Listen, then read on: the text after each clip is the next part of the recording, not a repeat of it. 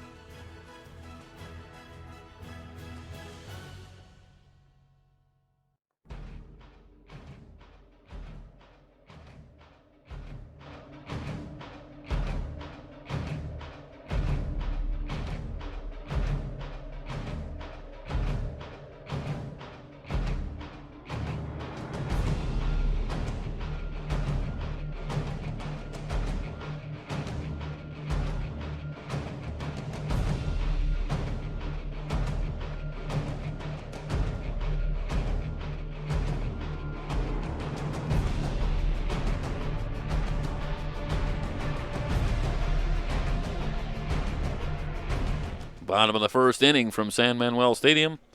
Connor Antion, Derek Sims, Blake Klassen due up for Team Red against right-hander Julian Aguiar out of El Camino College, where he has been most impressive of late.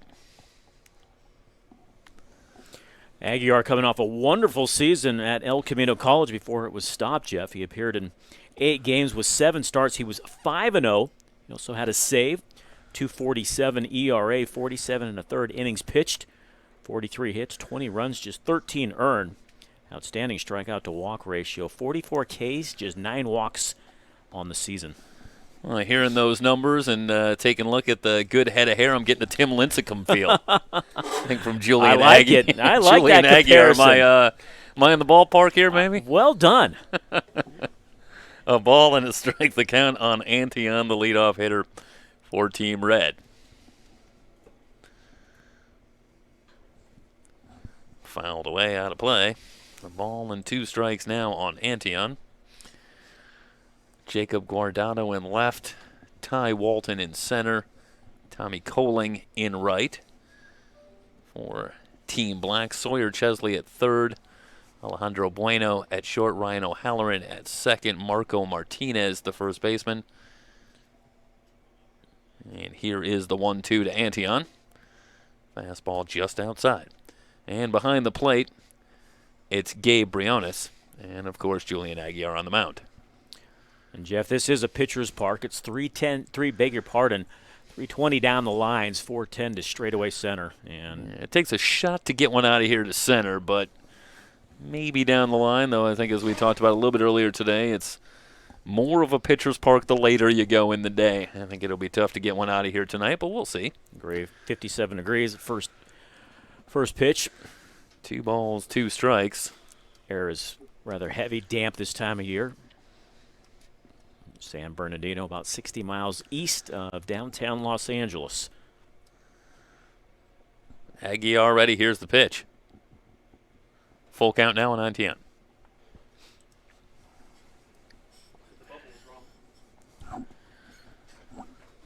Well, not getting a reading right now on the stuff for Aguiar, but you get the feeling it's not going to be too far off the measurements of Tiedemann. Aguiar's got a good live arm. This one driven deep to left. Guardado heading back. He's in front of the track. And it looks like it's gone? No, okay. Ground rule double. Yeah, over the wall on the hop. Sorry, I wasn't reading the signals here in the booth, but a little bit far away. Couldn't quite pick it up. We'll get it on the replay here, and you'll be able to see it. A good effort by Guardado, but that one off the track and bounds over. It'll be a ground rule double for Antion to get things going for Team Red. Well, we just talked about the ball not carrying very well here in the evening, but that one nearly got out of the ballpark. Yeah, all the way to the track. And a good job by Antion and Team Red with a quick start with a runner in scoring position, and that'll bring up Derek Sims. Tried to hold up on the high fastball, and he did. 1 ball and no strikes. Well, the outfield, for the most part, has been playing in a couple of steps throughout the games, and that's one of the first times we've seen any outfielder really get burned by being in a couple of steps, as that one got over the head of Guardado out and left. Couldn't quite track it down. This one back to the screen.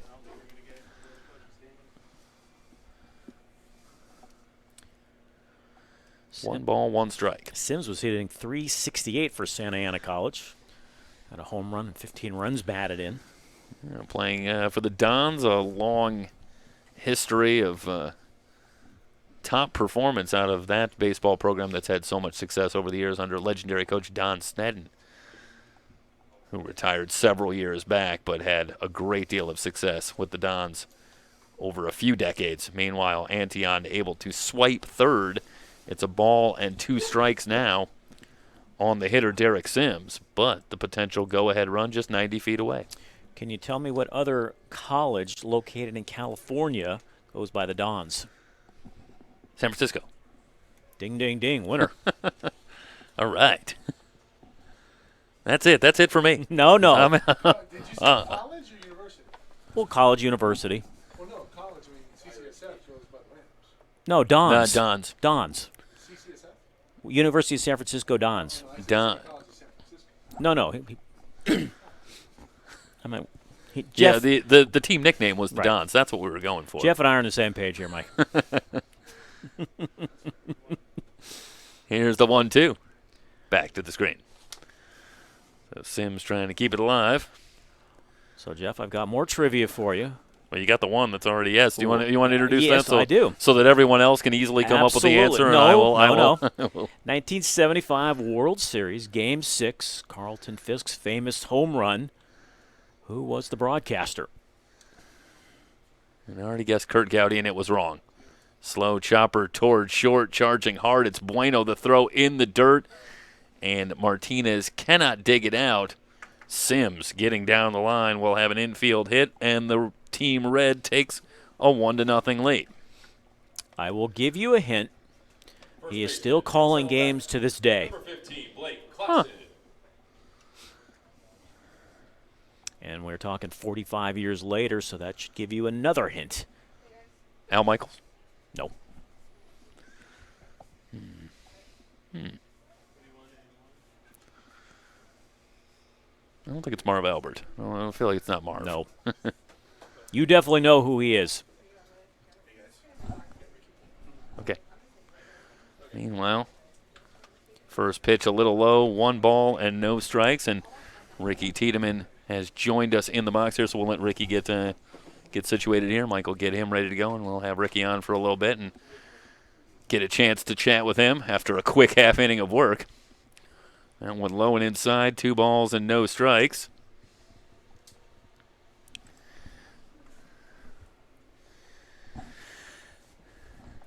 The batter right now, Blake Classen, with Sims at first. Still nobody out, so Aguiar with the struggle.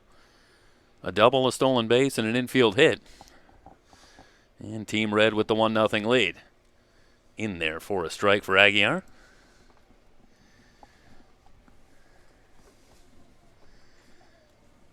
Would you like a network? Current network, would that help? I want to chew on this one a little bit. Okay. I feel like you've given me a hint. I'll give you Should know it. I mean, how many guys could we be talking about here? And now all of a sudden, Sims leaves Oh, early, my and the goodness. throw into left field. The problems continue for Team Black, so the throwing error when they had Sims hung up between first and second. And it's a runner at second now. Still, nobody out. 2 balls and a strike on Classen.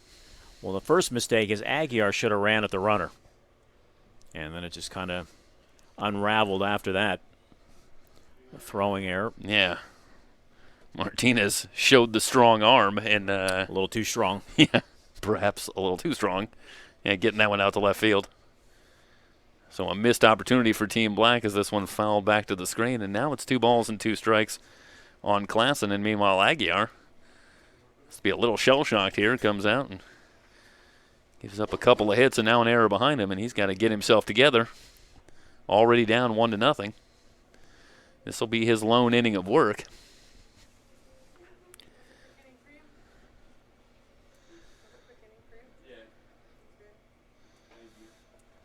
Outside a ball, 3 balls and 2 strikes. There's a good amount of them. Full count on Classen. And that one low and inside. That should be ball 4, Yeah. and it is. You never can tell. No. in this setup, it might be. He might have a walk. He might still be batting. Well, we're not really sure, but Classen at first. All 3 have reached against Aguiar, still looking for the first out.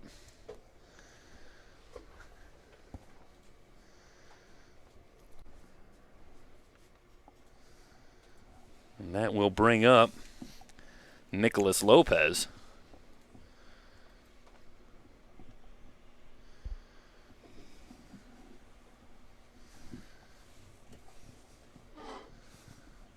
Big hole on the left side as they shift over, playing Lopez more to pull, particularly on the infield. You get a look, and Ricky, good to see you. Nice to see you, man. Thanks for coming up. No And problem. we'll look forward to getting a chance to chat with Ricky here.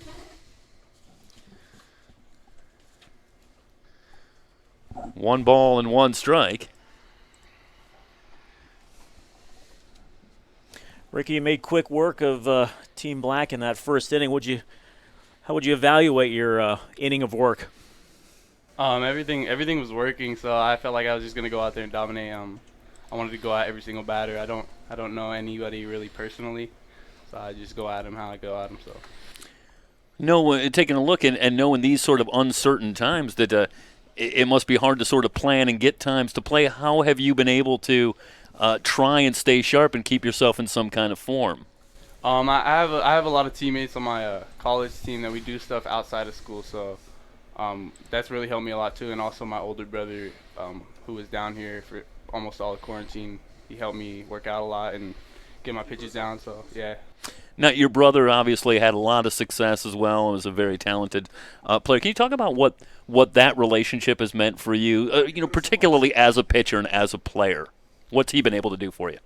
A lot of the stuff I know now stems from him, so I feel like I owe a lot to him, especially because he didn't get to play this year. So I definitely want to show that he put in effort outside of being on a team. We did our own work outside. So when you come to an event like this, a showcase like this, it's obviously it's a game and you're pitching and the goal is the same, but it's in front of scouts and you want to show something. Can you talk a little bit about what the mindset is when you come to something that's more specifically a showcase for you to show your individual talent, but also in terms of you're still on the mound and still pitching? I kind of go at it the same way as if I'm practicing. I know if my stuff is working in practice, it's going to translate into a game. So I feel like I just go at it the same way I go at it in BP or Live AB. So. Meanwhile, more struggles in the field as that one gets away from O'Halloran at second, and Team Red is able to add to their lead, and they now lead it 2-0. Ricky, it seems like 2021 is such a fluid situation because of COVID-19. Where do you see yourself in 2021 playing next? If hopefully my school picks up, so if it doesn't pick up, then I'm gonna have to find other ways of playing, whether it's going out of state. I don't prefer it, but if it has to happen, I'm gonna do it. So it just depends on what the deal is with COVID.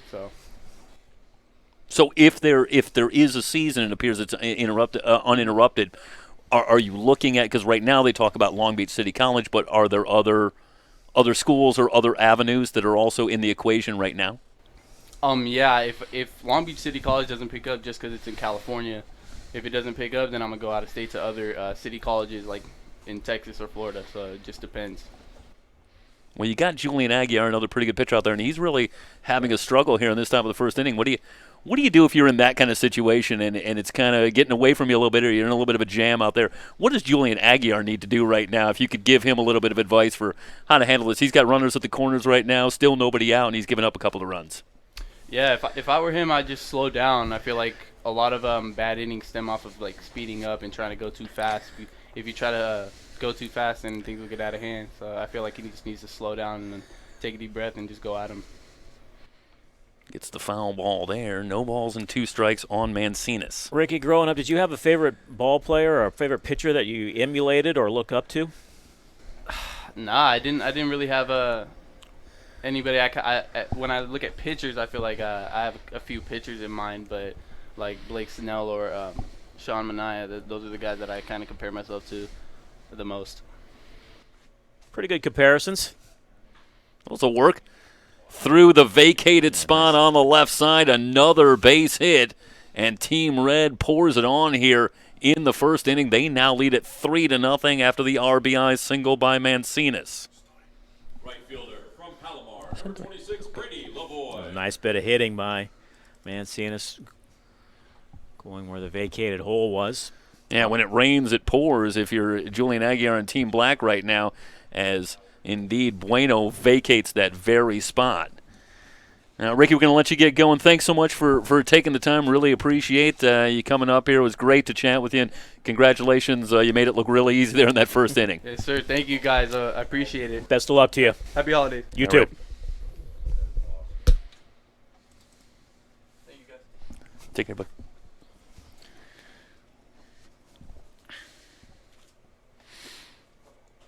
So all Team Red here early on. Still nobody out. A double, 2 singles, a walk, an error. And Team Black in a major hole early. 2 balls and no strikes on Lavoie, the 7th man to bat in the inning. And I'm not sure. Okay, I might be missing a batter. He's the number 6 hitter. We're only 6. hitting 8. Yeah, okay. Yeah, I am missing a batter. That's it. I don't have the clean sheet that Dennis Ackerman does. 2 balls and a strike. The count. But either way, 6 may be the number here. I'm not sure that I see anybody on deck, so this might be it for what has to be a very disappointing outing for Julian Aguiar. Brian, I'll remind our viewers at home, these pitchers are on a pitch count, and they will roll the inning over even if there's not 3 outs. 3 balls and a strike, the count on Brady Lavoie.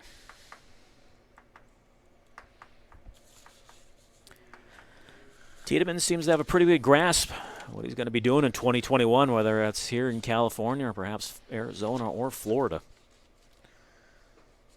A wave and a miss. A good cut for Lavoie when he came up empty.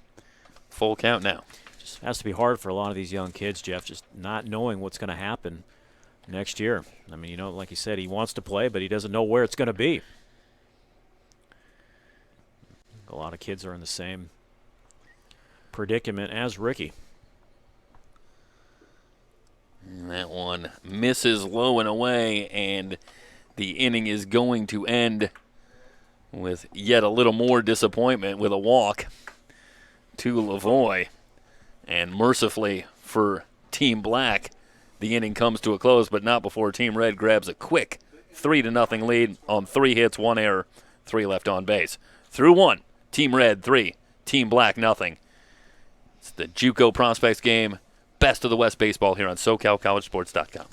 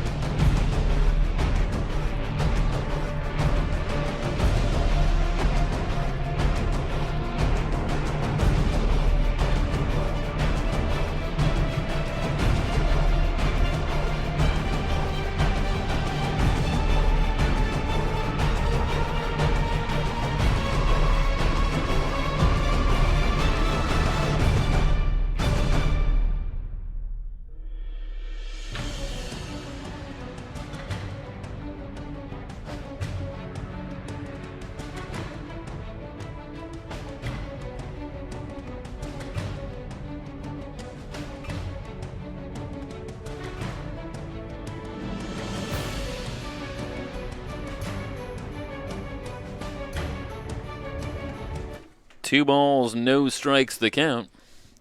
New pitcher Lucas Clymer on for Team Red, working to Marco Martinez, Gabe Briones, and Ty Walton. Fastball misses just low, and now it's 3 balls and no strikes. All right, Jeff, I've let you chew. I've let you Yeah, it's chew. true. I have let you chew for a while now. It's not Brent Musburger, is it? It's No, but it's someone in that age range. right. Well, this is what I pretty much figured. Broadcast for Fox. Currently. Catcher. Meanwhile, a walk on 4 pitches for Martinez, Briones. saved by the game here. I'm able to divert my attention to Gabe Briones.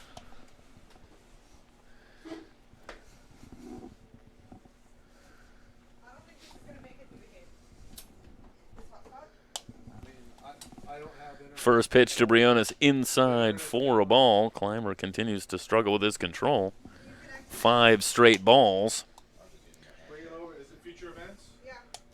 You have the password? Briones hit 327 at Riverside City College. Knocked in 6 runs.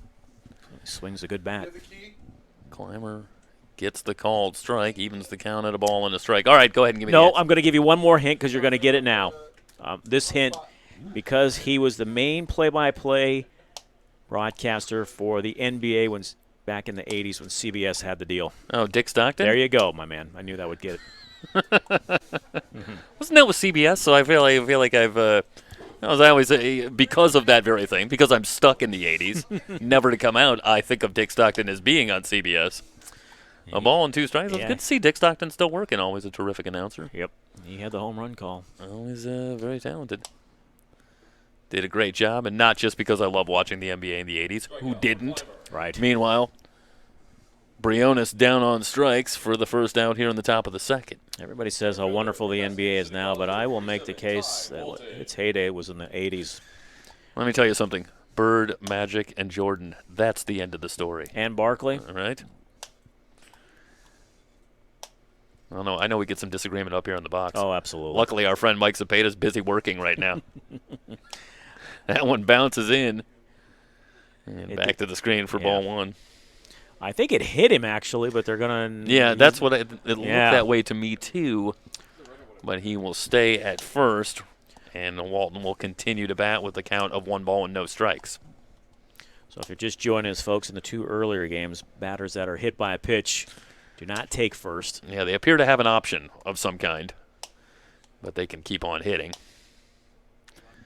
And Walton will stand in. Here's the 1-0. Fastball misses just outside. 2 balls and no strikes. I'm up on YouTube. I'm waiting for stream. I need the button. I can't. It's not up. Facebook? To go live, I need to hit the button. Are you it says I'm live on both. I'm not. Martinez with a short lead at first. Here is the 2-0 to Walton, and it's high. 3 balls and no strikes. And that will bring Gibbons out from behind the plate, and he'll want to have a conversation with left-hander Lucas Clymer, who's having a little trouble finding the plate. Martinez was actually leaning back towards first as Clymer was delivering the pitch home, so he's not able to get a read right now on Clymer's move. How about this for you? What's your single favorite baseball team? What's the team that you had the most investment in? Oh, the Athletics. Oakland Not the franchise. Let's have a specific year. Oh, when you were really in. This was it. It's got to be from that misspent youth of Dennis Ackerman back in the day. You know, here's the interesting. When I started following the A's, they were on the tail end of their run, so they won 3 consecutive World Series from '72 to '74. But I don't remember those. And won the division, I believe, in '75. They still, did, and they lost to the Red Sox, but I remember them losing to the Red Sox. Yeah. So, but after that, in '76, they still had a good team, but they finished in second. And then Charlie Finley, the then owner of the A's, completely gutted the roster. He sold, actually, almost all their great players. Tried to sell Joe Rudy and Raleigh Fingers. Else, and then, Bowie Kuhn. So Reggie Jackson was the first one that he traded to the Orioles. The Orioles, how many people forget the 1 year he spent in Baltimore. So the A's were so bad after that. I mean, 77, 78, 79, they were just... Didn't the A's somewhere in that stretch played a game where I think there were under 1,000 Yes, there were fans or something like that. There was about 650 people at Yeah, a game against it the was- Mariners, and it made the front page of the paper. And at that point, there were rumors that they were headed to Denver because Yeah. Denver did not have a baseball team yet. Denver at the time just had the Broncos and the Nuggets. There wasn't even hockey there. And then Not even the Colorado Rockies. no, and the Haas family stepped in and bought them before they moved. And Billy Martin, they hired him in 1980, and then 81. That's Yep. what everybody thought this was the A's, and they were going to challenge, and they were off to a wonderful start. They had great starting pitching, timely hitting, and then the strike happened, and you're like, oh my gosh. So that was the first baseball team that I was really heavily invested in. And then I think because Billy Martin had their starting pitchers go an average of Oh. about 300 pitches per start, their arms all fell off. My memory is right. That is Bouncing correct. ball up the middle. This could be Oh, two. I don't think they're But gonna get it's any. Sims having a little bit of trouble finding the handle, and everybody's going to be safe.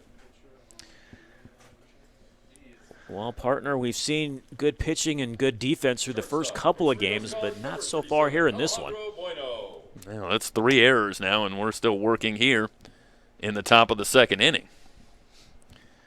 And that is just a tailor-made double play ball.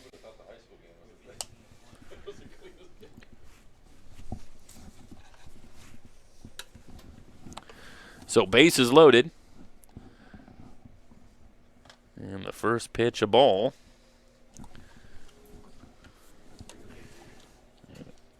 Alejandro Bueno is at the plate. And an opportunity here for Team Black to jump right back into this. Climber ready. Fastball tails high and away.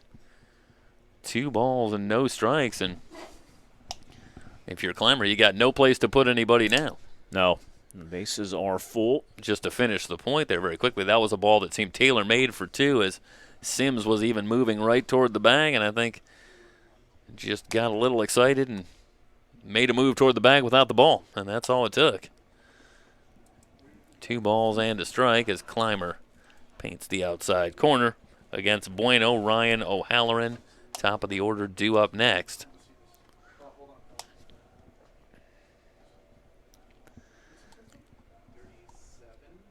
Climber ready. Here's the 2-1.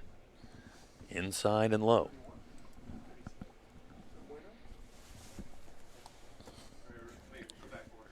So 3 balls and a strike to count. Well, you got to be looking for a fastball here, don't you?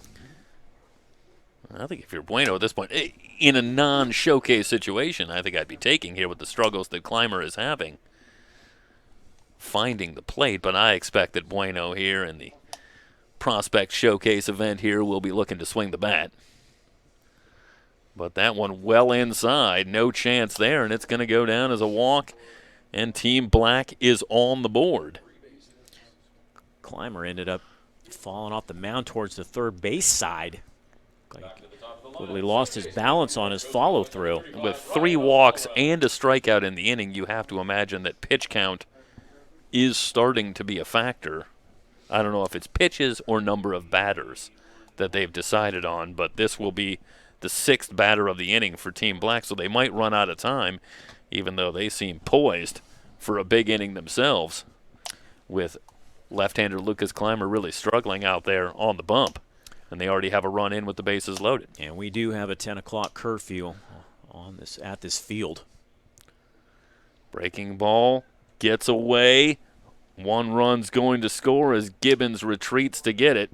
So the wild pitch brings home another run. And now it's 3-2. They count 1 ball and 1 strike on O'Halloran. Get a quick peek inside the Team Black dugout.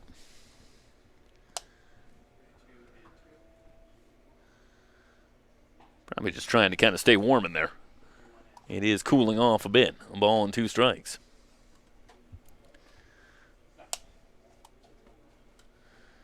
Couldn't have been too fun in the Giant dugout, I think, some of those summer nights. Oh, I've been. Candlestick Park was the worst. I mean, Wave and a miss, and O'Halloran goes down on strikes, and a good job by Climber coming back. Mike Climber. to get him. First of all, the weather conditions were miserable. Middle of summer. It is so unbelievably cold. The wind is swirling. You're watching a lot of bad baseball back then. There were times they'd have 3,000, 4,000 in the stands. That was it. It wasn't too pretty. No, it was not. Breaking ball from Clymer low for a ball. Well, middle of July, you were literally bundled up. You needed basically a heavy sweater and a heavy coat. Most of the country's melting, and you're freezing. Guardano struck out his first time up. Another wild pitch back to the screen. Clymer is there, but no throw coming from Gibbons as Sawyer Chesley comes across to tie the game. Back-to-back batters in which there's been a wild pitch, and we are all even again. What is it about our play here in San Bernardino that the teams just show a lot of grit? When one team takes a lead, doesn't it seem like the next inning we're always seeing the other team get right back into it with an immediate answer? Shows there's a lot of good talent. These teams are talented, and despite the fact that they get down, there is no quit. There's a lot of fight in them. Last batter of the inning is Guardano, and if he can come up with a base hit here, Team Black can scale the mountain and take the lead. 2 balls and a strike. Like you get that 3-run lead in the next half of the inning, you want to retire the side in order, but that has not been the case in this one. Outside for a ball. 88 miles an hour on the gun for Clymer. But he's down in the count, 3 balls and a strike.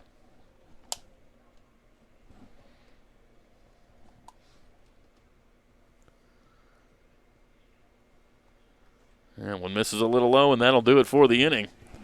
A struggle for Clymer and Team Red.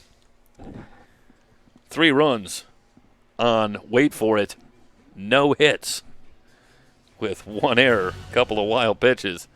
And Team Black gets 3 on the board and ties it up as we head for the bottom of the second.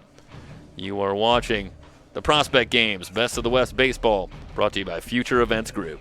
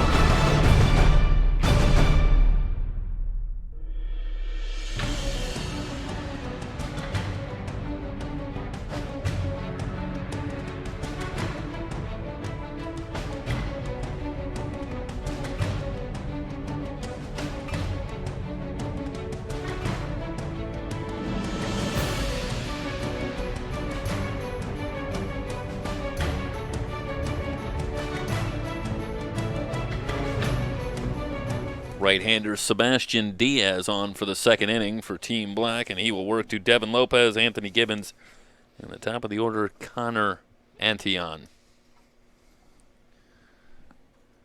Leading off for Team Red, center fielder from Riverside, number 2, Julian Alvarez.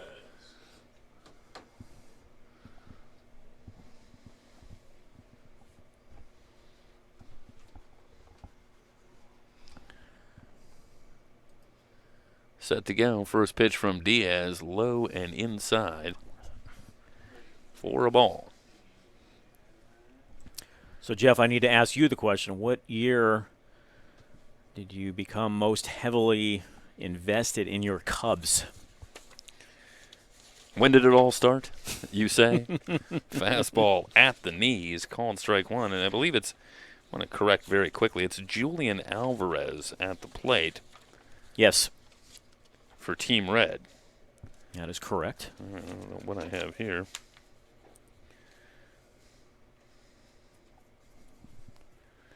So Alvarez leading things off. And the count 2 balls and a strike. I know you're thinking it's 1984, but it all happened. No, It all not happened necessarily. before then. 84 was the first time they had made the playoffs in how long? 39 years. Was it really? Yeah. 1945. Yeah, but back then, remember, was this the division winners? That's Right, all- yeah, there were no they wild cards. They went right to the series. Yeah. Yeah, 69, I think, was when it started with the divisions, if my memory's right. 3 balls and 2 strikes. And by memory, of course, I mean obviously prenatal memories, because that's before I was born. So who was the first team that you were heavily invested in? I think 79 was kind of when it started. That was the first time I remember really watching them. Called strike 3 and Alvarez down on strikes to start the second. But yeah, I believe that was probably the earliest memory. Dave Kingman hitting 48 home runs. Dave Kingman. Striking out 96 or 196 times, batting 196. Hey, you make him sound like Rob Deere. He made more contact than that.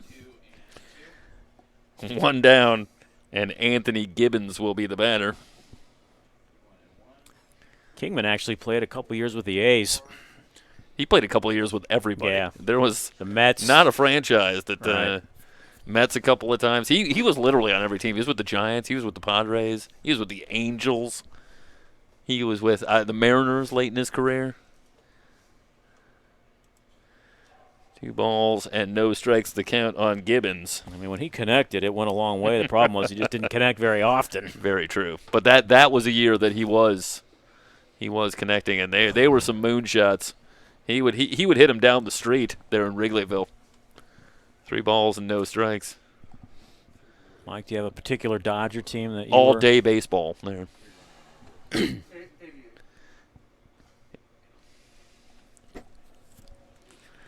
88. No offense there, Dennis. Yeah, I let it slide. Don't worry. I didn't hear it. He'll pretend he didn't hear that. 3 balls and a strike. The count now on Gibbons. They always got to give you a hard time, don't they? Oof. Roped and stabbed at third by Chesley. Well, you can't hit it a whole lot harder than that. Anthony Gibbons and Chesley with the leaping stab here. Talk about the hot corner. And 2 down. Now batting, shortstop from Riverside, number 4, Gunnar Antion. Well, that's got to feel good if you're Sebastian Diaz to give up a frozen rope like that, and still looking at 2 down and the base is empty. And here's Antion, who hit the ball hard his first time up with a double up and over the wall to lead things off. Takes a fastball high, 2 balls and no strikes to count. He hit 253 last year for Riverside City College. 9 runs batted in. Diaz ready. Big swing and a miss.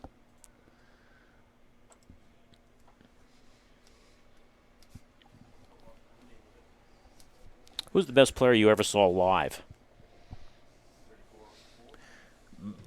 I mean, it's interesting. I remember, I tell the story, I remember seeing Barry Bonds when he was with Pittsburgh and watching him hit a ball. I think I've told you the story, but hit a ball up into the center field bleachers, up beyond the center field. There's the center field bleachers. I know what you're talking. Yes, that are always, nobody sits there. Right. And then And there's above the that- bleachers, like up above the concession stand, and he hit one up there, and that was pre-Giants, and I remember thinking, wow, you don't see one get hit up there very often.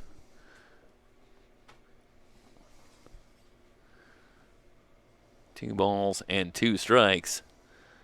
The count on the outside corner. Come back and find out who the most talented player you've seen play is. 3 up, 3 down for Diaz with a little help in the field from Sawyer Chesley. We're through 2. Red and black tied at 3. You're watching Best of the West Baseball here on SoCalCollegeSports.com.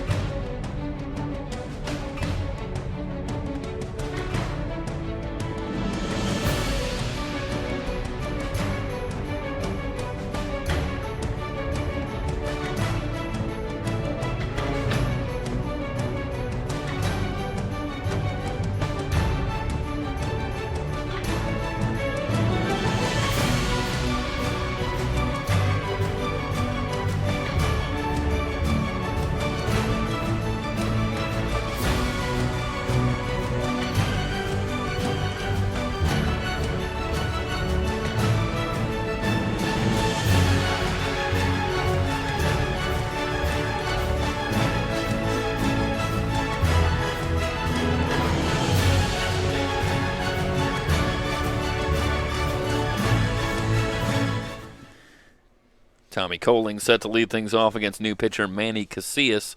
For Team Red, we're in the top of the third, tied at 3. I got to give you a little bit of honorable mention, though, for guys like Greg Maddux or Pedro Martinez, who I think have to be in the conversation as well.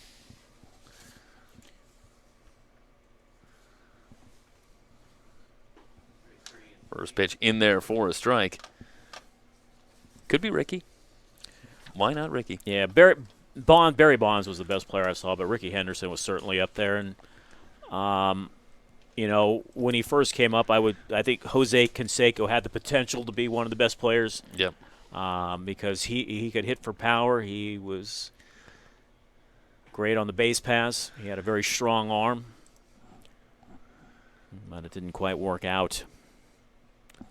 Yeah, Bonds and Henderson, though, Gold Glove type fielders. Oh, yeah. I don't think that Jose ever quite had. Granted, he wasn't always the right fielder that had one bounce off his head and go over the fences, as happened at Cellular there in Chicago. Right. But never quite threatening the Gold Glove either. I don't think. 2 balls and 2 strikes to count, and a swing and a miss as Casillas pulls the string and gets the strikeout on Coling. I don't think Bonds had the strongest arm in the outfield. Number 40, Marco Martinez. No, I don't think you're imagining it. Yeah, you're right about that. But you mentioned Ken Griffey Jr. I think you could put up there in his prime. He could do it all. A lot of people now would tell you Mike Trout's in that conversation. Yeah, there you go. Get to see him now. Right.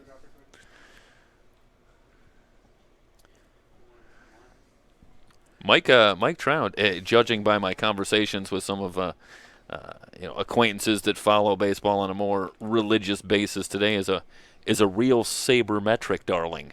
He's evidently doing some incredible things in terms of those kinds of statistics that put him in a real historical level. You almost feel like nobody knows, though, because the Angels have been so bad for the most part during his time there, and they're playing in the shadows of the Dodgers. 1 ball and 1 strike, indeed. A ball and 2 strikes. After a long stretch of being very competitive, the Angels certainly have fallen on some hard times. A lot of time people are blaming former manager Mike Scioscia for their recent woes. Again, the breaking ball, and Casillas gets the strikeout as Martinez goes fishing and comes up empty. 2 up, 2 down quickly here in the top of the third. Catcher from Riverside, number 52, Gabe. So that's an impressive outing, I should say, for Manny Casillas, as he strikes out the first 2, and now he'll go to work on Gabe Briones, who was a strikeout victim his first time up. Good fastball in there for a strike. Casillas is looking good here. The left-hander.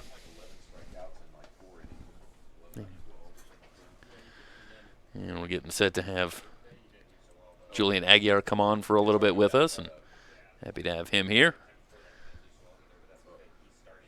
A ball and a strike. The count on Briones.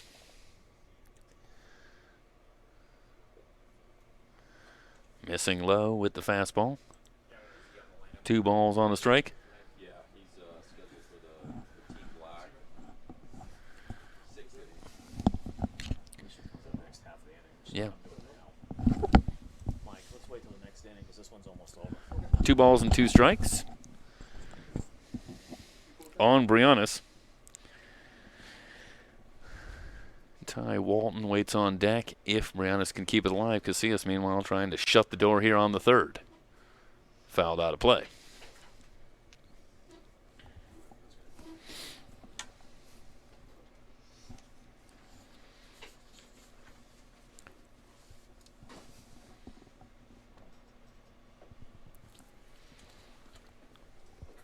When you talk about the great players you've seen play, I guess I'm supposed to mention Sammy, but I haven't really gotten to Jeff, that what one is yet. going on with you? Well, I'm not a big Sammy disciple, Okay.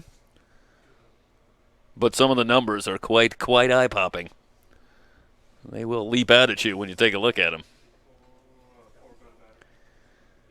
But it just remind me of one of the reasons you put Pedro up there is that Pedro Martinez has some of the most dominating numbers historically in the game's history when you compare what he did compared to what the league average was at the time. His level of performance bore a greater difference to the average performance than maybe any pitcher in any era in the history of the game.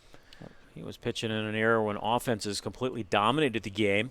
Yeah, he had a couple of seasons where his ERA was under 2, yeah. and the league ERA was up over 5. Right. I mean, it's just staggering. Meanwhile, Briannes goes down on strikes, and Casillas, with his own little Pedro-type performance there, 3 up, 3 down, strikes out the side. We'll head for the bottom of the third with black and red tied at 3. The Juco Prospects game here from San Manuel Stadium here on SoCalCollegeSports.com. Stick around.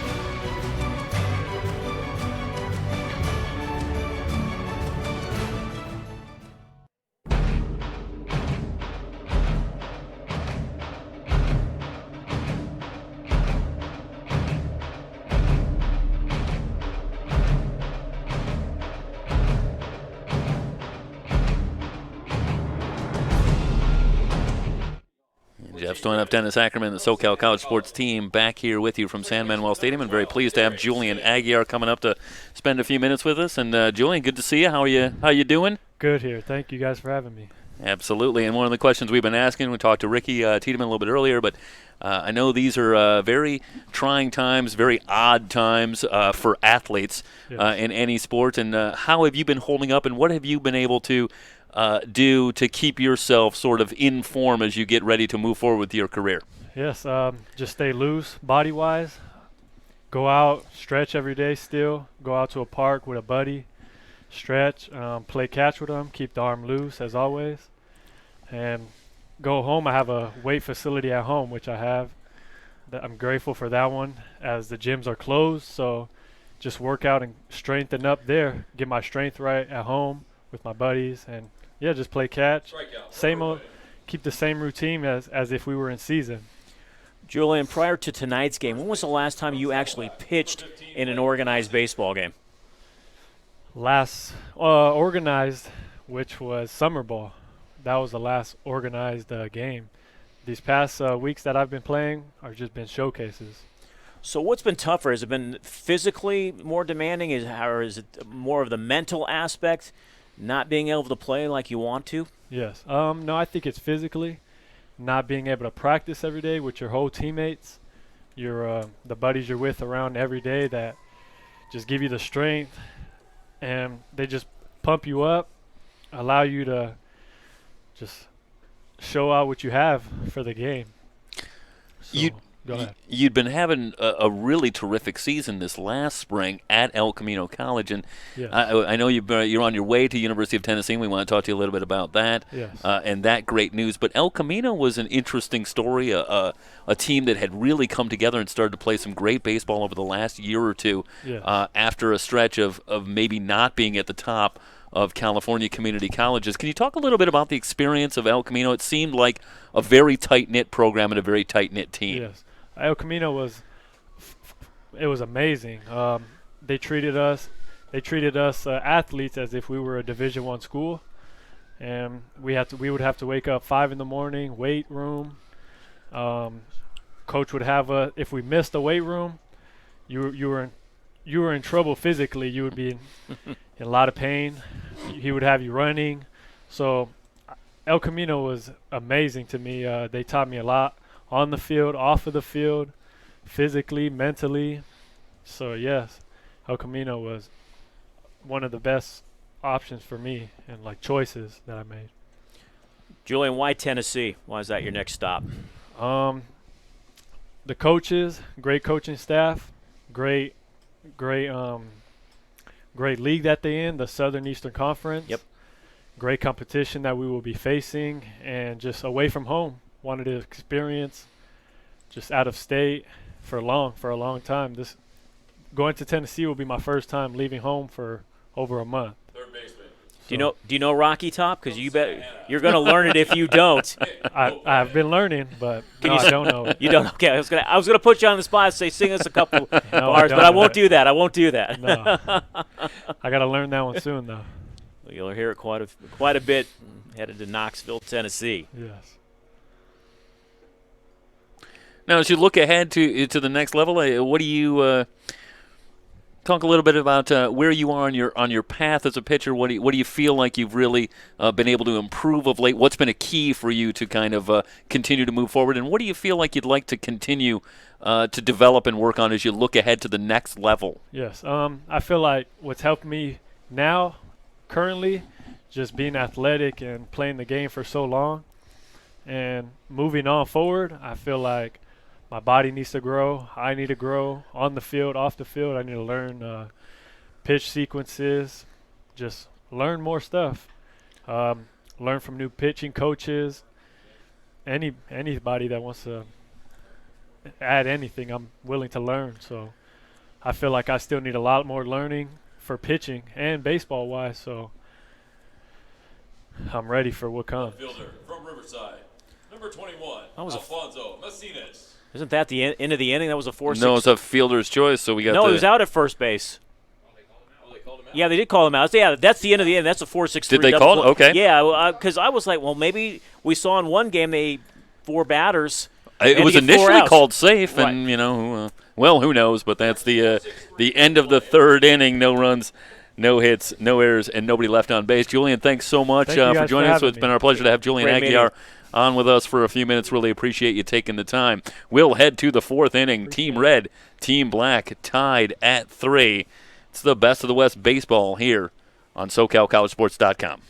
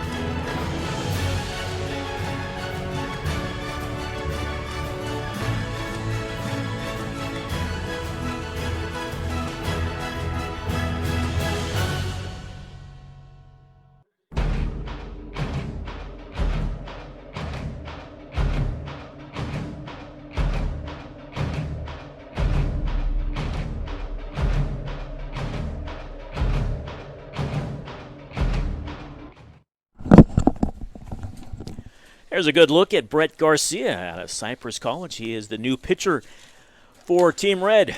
As we head to the top of the fourth, we are all tied up at 3. Team Black has 3 runs, no hits, and 2 errors. Team Red, 3 runs, 3 hits, and they've committed 1 error. You don't see very often, Jeff, 3 runs and no hits. Surely you remember the Yankee pitcher who threw the no-hitter and lost? Because they had a couple errors yes, behind I do him? remember, but I'm... Oh, boy. Was it a left-hander? No. Right-hander, then. Process of elimination? No, he threw with his feet. So it was interesting as it turned out. Who would have thought, but very talented. Walton Chesley Bueno, 6, 7, and 8 in Team Black's lineup. Still looking for their first hit. It is a crazy stat line, but they had the 3 runs in the second inning without the help of a hit, but 4 walks and a couple of wild pitches. Walton hit .282 this past season at Pasadena City College, knocked in 12 runs. 5 extra base hits total, 3 triples and a couple of doubles. And he is down on strikes. Strikeout for And that is Garcia. the 4th consecutive strikeout after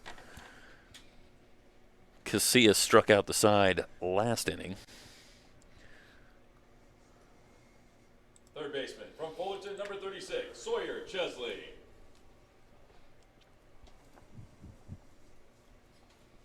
They have are all their outs strikeouts?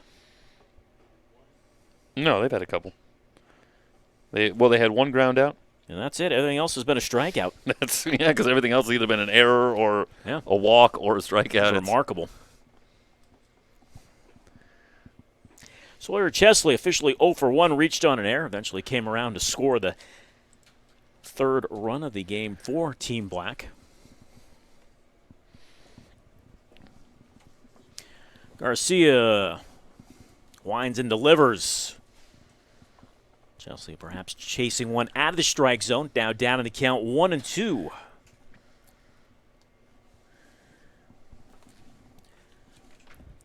Final game of the Best of the West Prospect Tournament. Count now even up at 2-2. It's presented by SoCalCollegeSports.com. Been a fun day. Seen a lot of good baseball, high school level and at the junior college level as well. Here's a 2-2 from Garcia. Lays off. Oh, he said he went around. Delayed call, and he's tagged out for out number 2, so Chesley strikes That's out. tough. Looked like he might have held up. Yeah, And let's see if we can. probably get another look here at the replay, and we'll see what angle we get Can't here. tell from Boy, that. it did not look like much. It might have been. Is it possible they thought that was over the plate? Might have been a called strike. Well, That's in the. that's tough there. I can maybe see the call there. So Garcia with a couple of strikeouts to start. Bring up the number 8 hitter in the lineup, Alejandro Bueno. Not have an official at bat. Walked in his only plate appearance.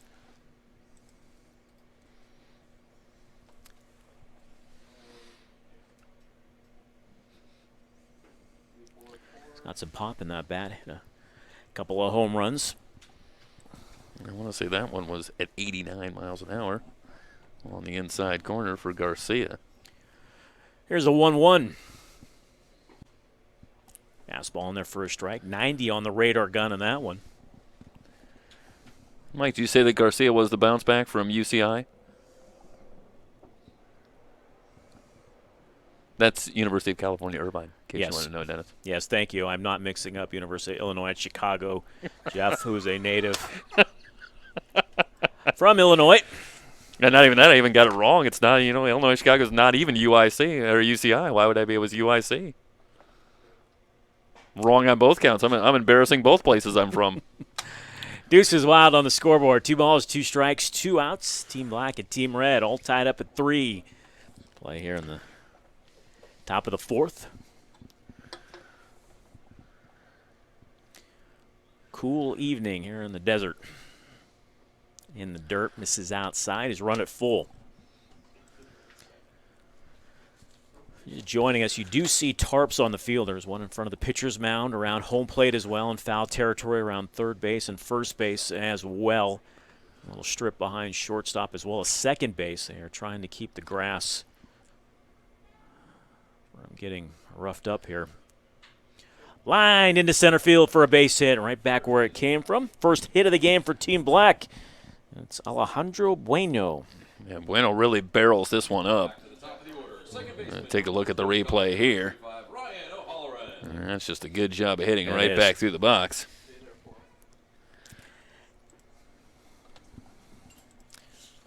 Top of the order now.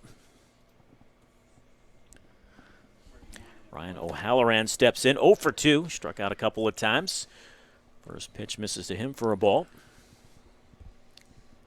O'Halloran had a home run, 16 runs batted in, 329 at Orange Coast College. Well, we've gotten a look at almost the whole Pirate squad, I think, today between the two games. An awful lot of Orange Empire Conference just in general, but a whole lot of OCC A whole lot of playing here. Whole lot of talented players.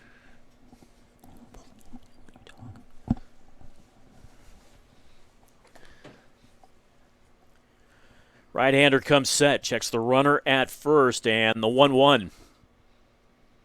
Fastball missed, now 2-1. Once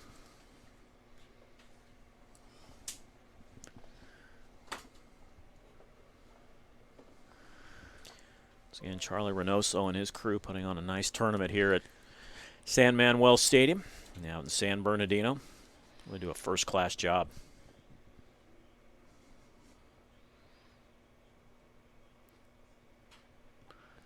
Little Could be loop trouble. over second and handled out there very nicely. Eric Sims played it perfect.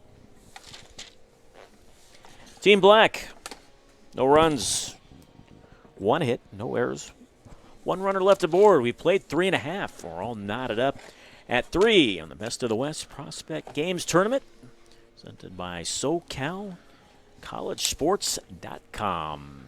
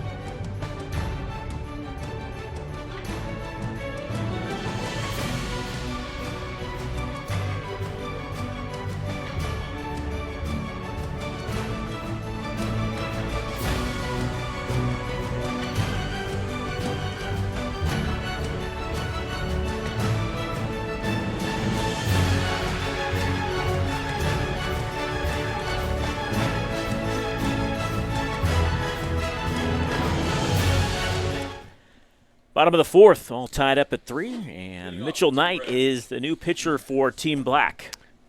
Mitchell Knight having an outstanding season, a record of 4-1, an ERA of 1.24, 11 games, 1 start, 5 saves, 29 innings pitched, 23 hits, 4 walks, 29 strikeouts. I'm no math whiz, but that whip is under 1. I can tell you that. It is very impressive. He will face 5, 6, and 7 in Team Red's lineup. Mancinas, Lavoy, Alvarez. Fastball in there for a strike. Evens up the count at 1-1. Team Red got all 3 of their runs in the bottom half of the first, and Team Black answered with 3 more in the top of the second. That's where we stand, 3-3. Team Black, 3 runs, 1 hit, 2 errors. Team Red, 3 runs, 3 hits, and an error. Looks like the umpire might have got nicked and give him a little time to get set. Looks like Vic Espinoza, coach for Team Black, is going to go out and have a little meeting at the mound. I'll give the home plate umpire a little time to recoup.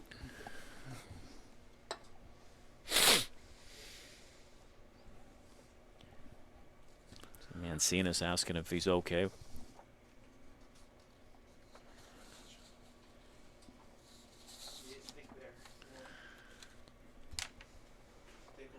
Looks like he appears. Mitchell Knight at Long Beach City College with those numbers, and Ricky Tiedemann, if he doesn't go in a different direction, slated to be at Long Beach City College. That's a pretty formidable starting staff right there. That's a good 1-2 punch at the those top of that guys, rotation. You know what the Vikings are hoping for this upcoming season? They're hoping to have a season. See if they can get those two together. Here comes the 2-1 from Mitchell. Hit down towards short on a big hop. Low throw, and a nice scoop over there by the first baseman, Martinez. And there is one out here in the bottom of the fourth. Mancinas retired 6-3. And continuing to have some struggles throwing on the infield. But that time, Martinez able to make the pick. Brady Lavoie steps in. Does not have an official at bat and walked his only plate appearance. First pitch misses outside for a ball. It's 1-0.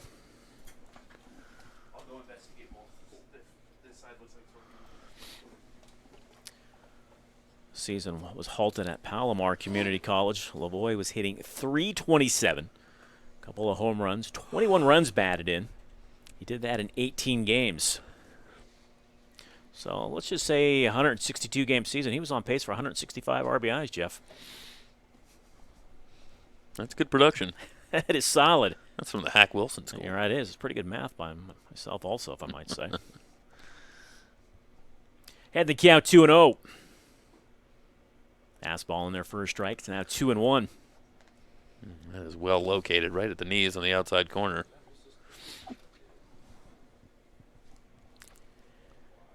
Brady Lavoie. He was in the driver's seat, 3-1. Now batting from Palomar, number 26, Brady Lavoie. Number Twix. Right-handers 3-1. Down the right field line. That one's going to get back out of play, so he's run it full now on the number 6 hitter in the Team Red lineup. It's coached by Charlie Reynoso. Charlie's a busy man putting together this tournament, coaching Team Red. Coming up here to talk to us for a bit. He did. Here's the payoff pitch.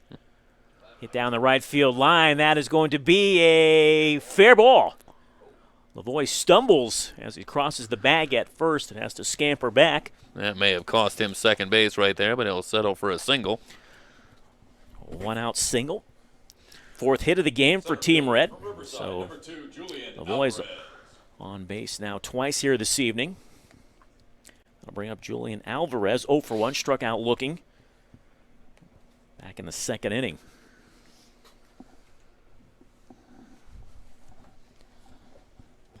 Left-hander steps in.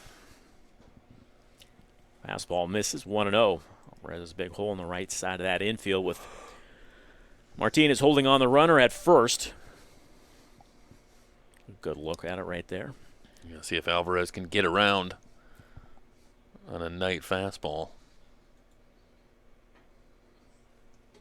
Catches the corner, evens up the count at 1-1. 1 ball, 1 strike, 1 out. All tied up at 3.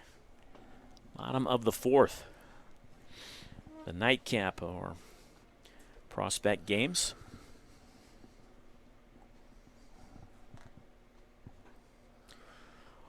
One from Knight, misses for a ball. It's now 2-1.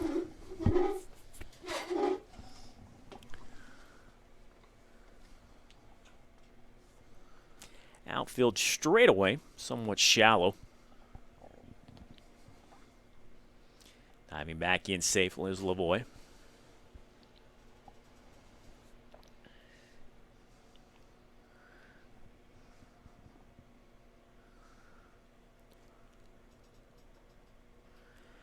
Knight checks the runner at first. Now the right-hander comes set.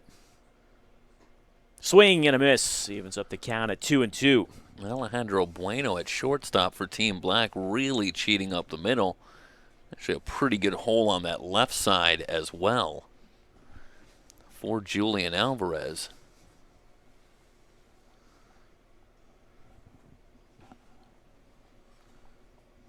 Knight's 2-2. Swung on and missed, struck him out. Second out of the inning. First strikeout for Knight. Now the number 8 hitter in the lineup, Anthony Gibbons. Hit the ball hard his last time up. He did. Lined out to third. Hit it on the nose. Fortunately, he hit it right at the third baseman. He steps in with 2 out. Runner at first. Tied up at 3 here in the bottom of the 4th. Cool evening here in San Bernardino.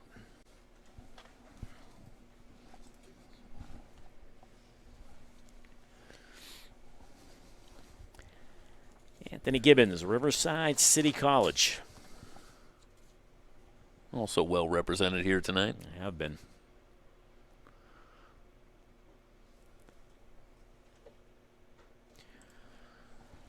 Two and 0 on the Gibbons.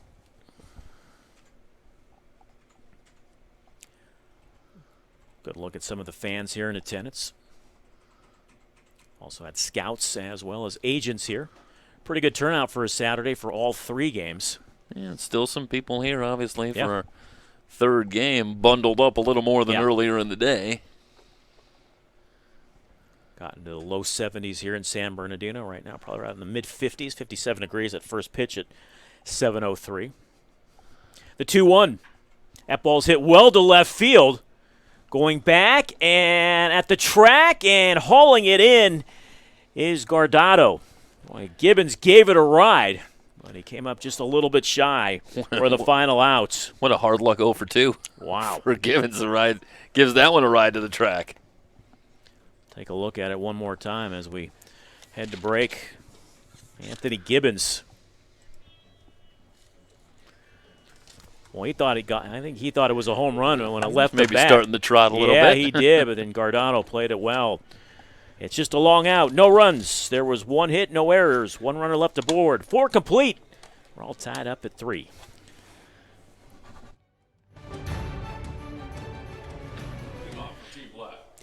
Top of the 5th, and the new pitcher for Team Red is Eric Rohrer. Number 46, Jacob Guardado.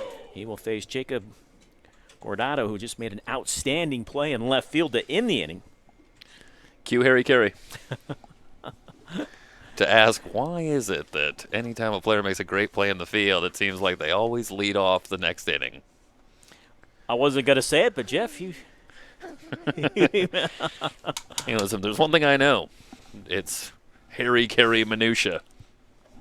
You had Harry Carey and Hawk Harrelson, right? It was doing the White Sox games? No, that was Harry Carey and Jimmy Pearsall worked together for the Sox. But who was calling the Sox games when Harry moved over to the Cubs? Well, that was Hawk Harrelson came in with Tom Paciorek. No, that's right. I think there was actually somebody for a little bit before them, but yeah, they kind of followed that. Guardado with an excuse me swing. He's officially 0 for 1. He's walked and struck out. Team Black, 3 runs on just 1 hit, 2 errors. Team Red, 3 runs, 4 hits, and they've committed an error.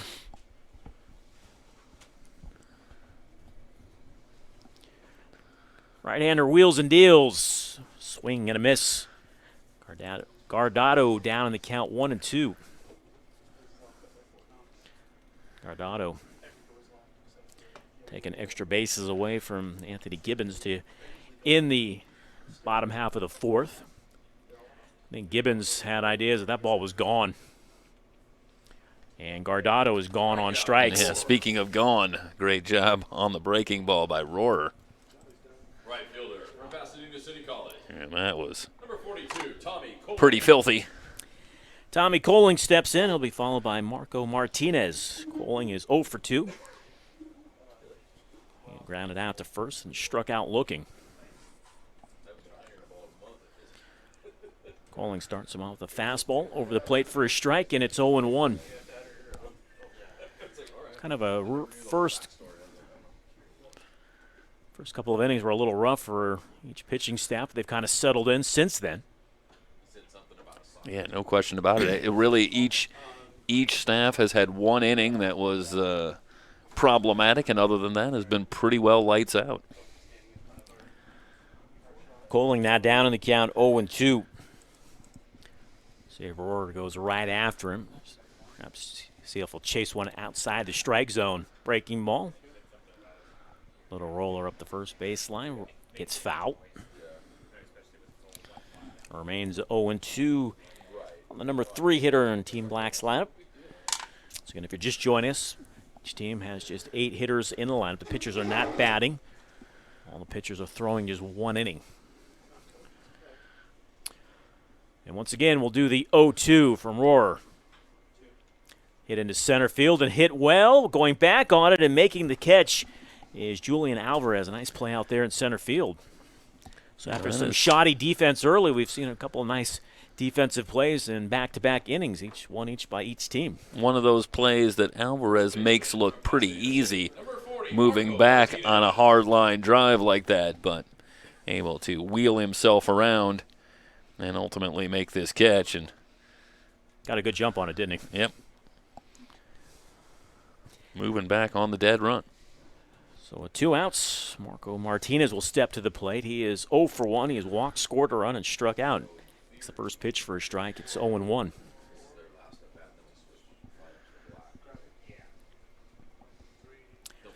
Martinez, Pasadena City College. We've seen players as far south as San Diego and as far north as Fresno in this tournament. Good representation throughout the state. 1-1 is the count.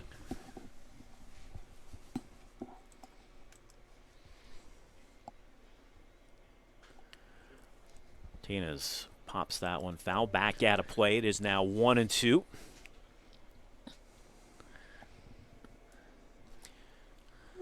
Team Black has managed just 1 hit through the first 4 2/3 innings.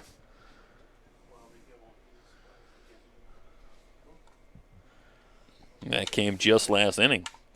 A 2-out single from Bueno. The number 8 hitter in the lineup.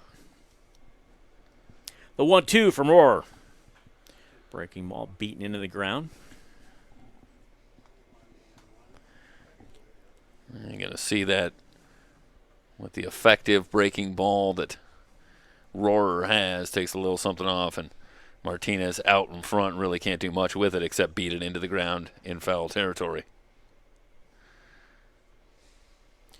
Right-hander backs off the rubber. San Manuel Stadium opened in 1996. Seats about 8,000. Some room for standing room only around the grass area. Trying to place those socks for Martinez, but I'm really just getting the Washington football team. Arizona State Sun Devils, perhaps. That one's lifted into right. That's a good call, a little more baseball-centric. Lavoie giving chase, and he's not going to be able to get there. So it remains 1-2. Yeah, definitely.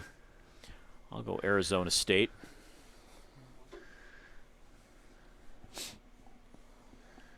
See the stirrups slowly trying to make their way back in.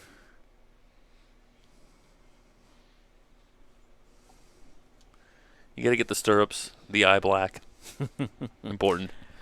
The flip shade sunglasses. Wow. Anthony Gibbons out for a quick word with his pitcher. And the big wad of chewing tobacco. Boy. That might. I think that is seen. Then its you've gone better days. full Yes, old school. You have. And the 1-2 brushes him back. Count now even up at 2-2. Deuces wild on the scoreboard. 2 balls, 2 strikes, 2 outs. Top of the 5th, all tied up at 3. Teams have combined for 5 hits and 3 errors as well. Martinez awaits the 2-2. Breaking ball is a beauty, called strike 3. And that will do it for Team Black here in the 5th. Rohrer picks up a couple of strikeouts. Side retired in order. We'll head to the bottom of the 5th of the Best of the West Prospect Games Tournament. Presented by SoCalCollegeSports.com.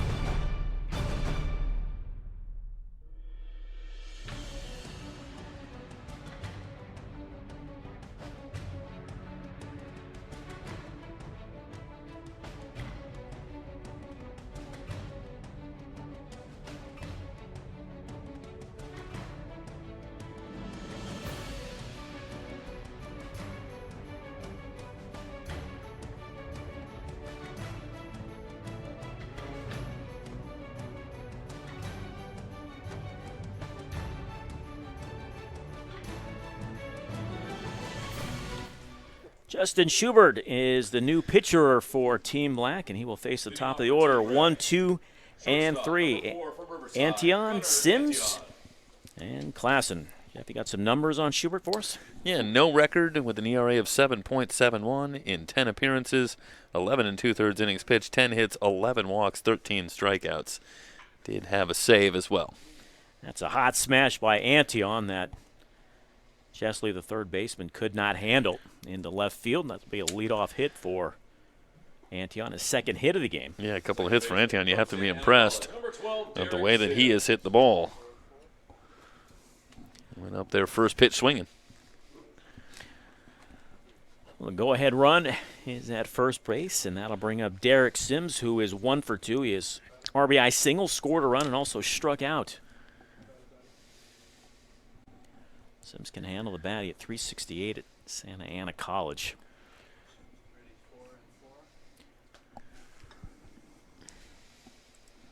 See if perhaps Antion over at first might be on the move at some point. Sims handling the bat so well. Right-hander comes set, the 0-1. Well, one of the advantages, if you are somewhat wild, as it would appear, at least statistically, that Schubert is it becomes a little more difficult to run the hit and run. You can't really be counted on to be around the plate. They keep the runners a little more stationary. The 0-2. Misses outside, wouldn't chase one out of the strike zone, so it's now 1-2 on Derek Sims.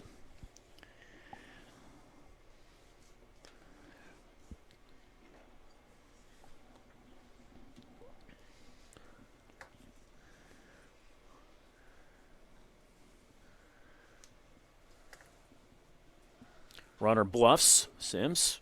Slow roller hit towards third. And not in time. That was going to be a very difficult play for no Chesley. chance, really. Sims getting down the line. He does indeed. It'll be an infield single, so back-to-back singles to begin the bottom of the fifth for Team Red. Well, especially when it looked like Chesley was maybe a little bit fooled by that ball off the bat. Did not get a very fast break on that ball and ends up taking it on the second hop, if you can even call it that. And by that point, Sims already pretty much at the bag. Almost looked like one of those ones back in the day when you used to play on the AstroTurf. You swing down the ball, take the big bounce. By the time it came down, the runner was already at first base. Absolutely. See it a lot with the St. Louis Cardinals under Whitey Herzog and the Houston Astros. Blake Klassen steps in. He does not have an official at bat. He walked twice, scored a run. Antion is the runner at second. Sims is the runner at first. Fastball misses low and inside. It's now 2-0 to Klassen.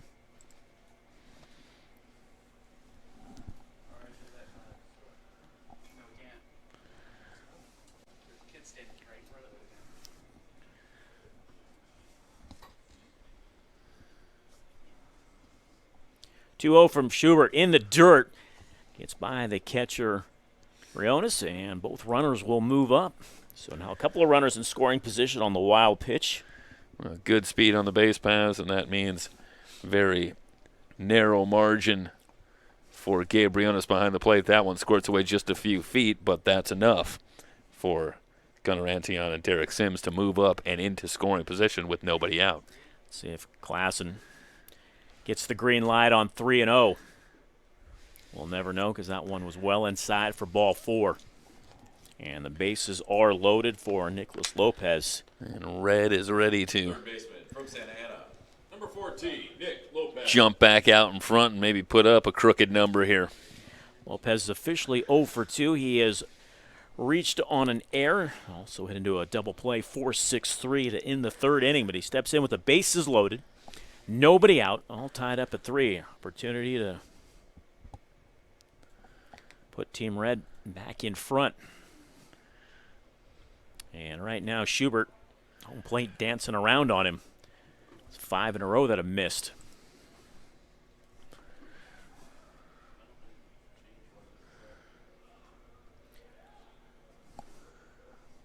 Martinez, the first baseman, now playing a step in front of the bag over at third.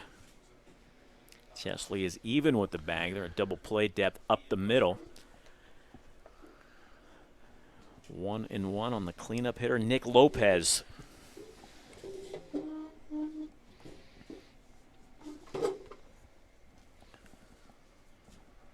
Schubert working out of the windup in the dirt. It's a nice block by the catcher, Briones. 2-1. There is no place to put him. Antion the runner at third. Sims the runner at second. Klassen is the runner at first. Lopez the batter. And the 2-1. Now it's 3-1. He's a bad one away from forcing in a run. Again, Lopez might have the green light here to swing the bat on his own, but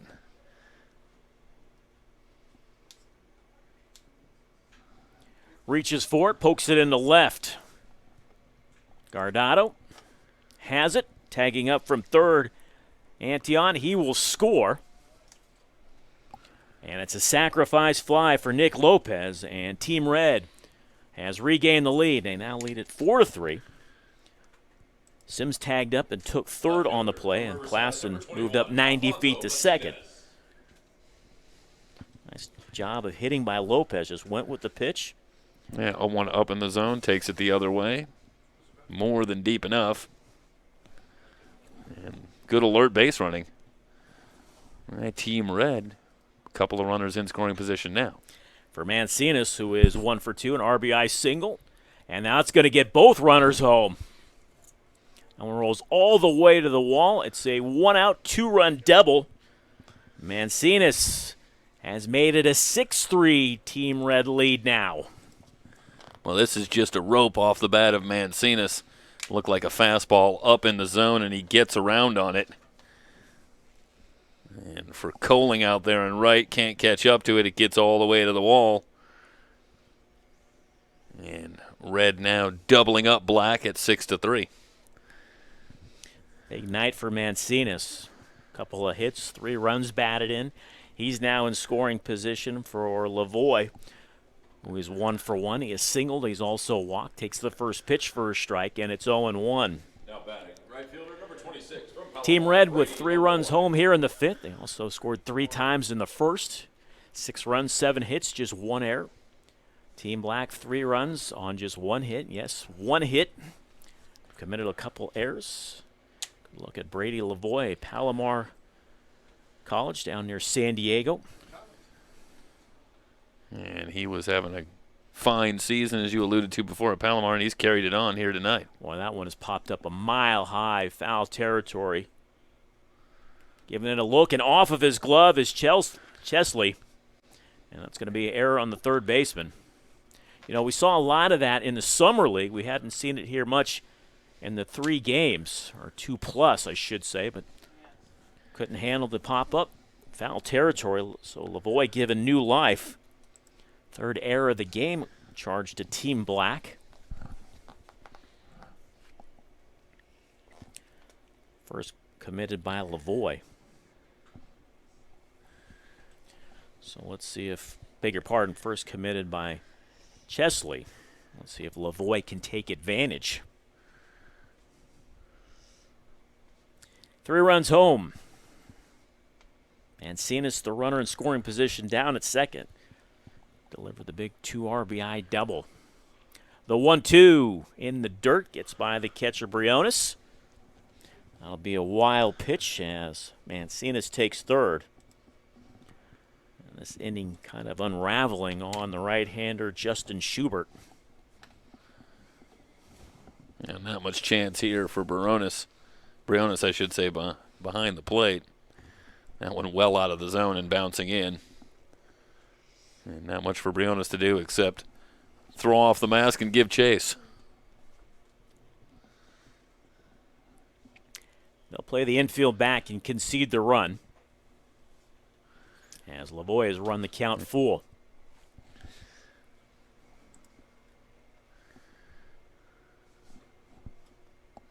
Alvarez is on deck. So it appears the inning will continue. That one is sky deep to left. Guardado Now circles under it. He has it. Tagging up from third and scoring easily is Mancinas. Sacrifice fly for Brady Lavoie, and it is now 7-3, Team Red.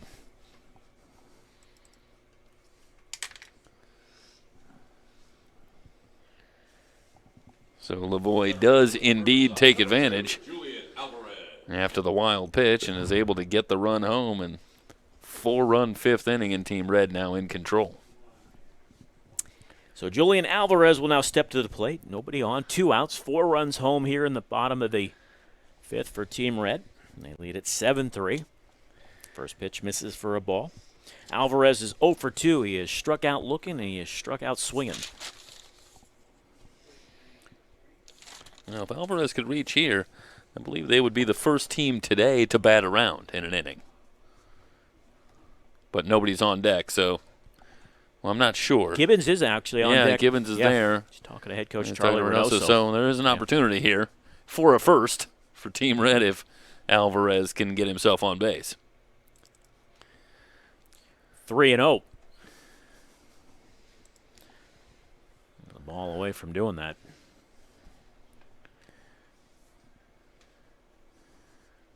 Is he taking all the way? He is not. He gets the green light. Little looper down the left field line. It's going to fall for a base hit. Gibbons is going to try for second. Here comes the throw, and he's going to be safe as the throw gets away. And Gibbons is going to head to third, and he'll slide in safely. So that'll be a double and an error, perhaps on the throw from Guardado in left field. I think you nailed it. So the runner at third. First hit of the game for Alvarez. As you see, I think the throw Now batting catcher. would have had him. Number 1, Anthony. It was Gibbons. going to be close for sure. This is the last hitter, and they roll over. So this is Anthony Gibbons. He will be the final hitter of the inning no matter what happens. Jeff, as you mentioned, the first time we've seen the team go through the order. He's 0 for 2. He is lined to third, and he is flying to left. He's hit the ball twice very hard, but he has nothing to show for it. I don't know that anybody's hit the ball harder tonight than Gibbons has, but indeed, absolutely nothing to show for it.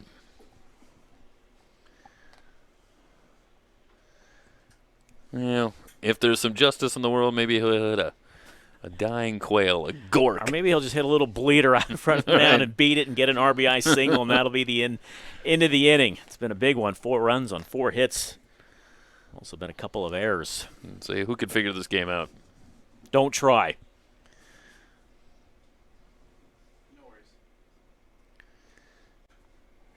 Fouled straight back. He had a good rip at that one.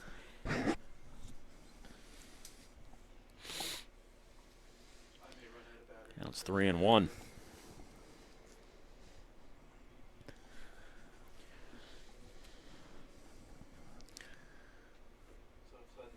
Yeah, he's run it full.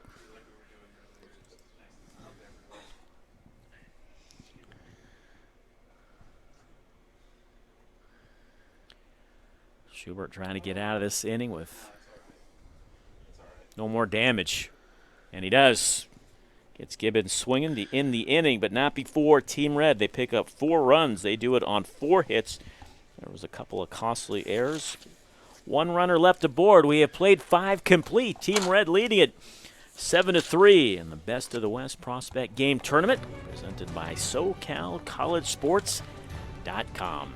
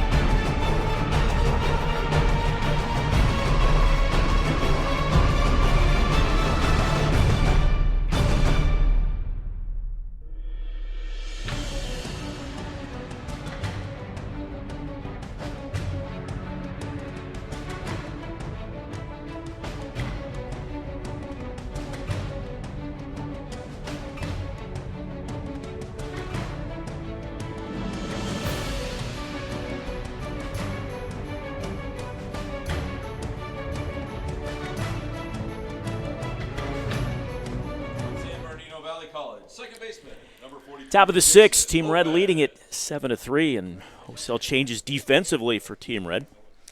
Brett Bowers is now in left field. Sebastian Orduno, beg your pardon, is in center field. Bryce Rowe is the new right fielder. Ethan Hagen is the third baseman. Bo Betton, whose father is the head baseball coach at Cal Poly Pomona, is the shortstop. Devin Lopez is at second. Griffin Selby at first. Hunter Antion is the new catcher. And on the mound pitching is right-hander David Vizcaino. And he faces Jason Lopez, Cameron Mahaffey, Ryan Maciel.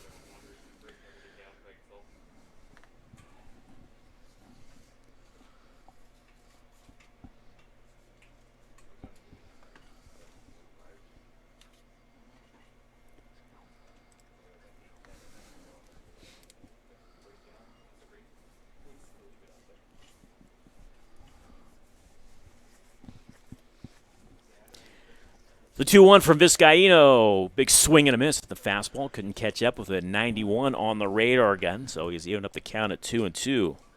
After the big second inning, Red pitchers have retired 9 of the last 10 that they faced. Well, just the one base hit to Bueno in the 4th inning. And for the most part here this evening, Team Black's Strikeout for Vizcaino. bats have been very quiet as Vizcaino gets Lopez swinging for the first out here in the 6th. Number 50. This is like a couple of the outings that we saw back in the Best of the West tournament over the summer. We had a couple of just unbelievable performances by collective pitching staffs during that tournament. Seem to recall that Charlie Reynoso's squad had at least one particularly strong outing to the tune of 15, 16 strikeouts and just a couple of hits allowed. Shows you the collection of talent that sometimes they put together on some of these teams. Yeah, I have unofficially Team Red now with 12 strikeouts, their pitching staff for tonight. That's not a big surprise. Cameron Mahaffey steps to the plate for the first time. Takes a fastball high. 2-0. The one attending Orange Coast College.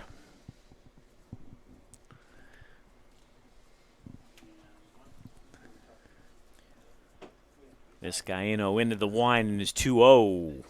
Swing and a miss, 2-1.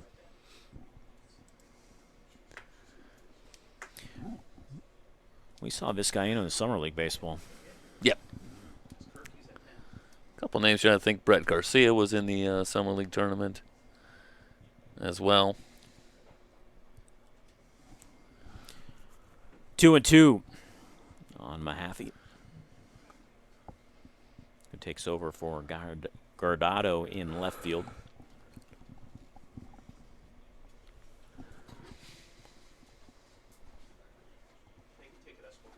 Breaking ball, called strike 3, so he strikes out the first 2 batters he's faced.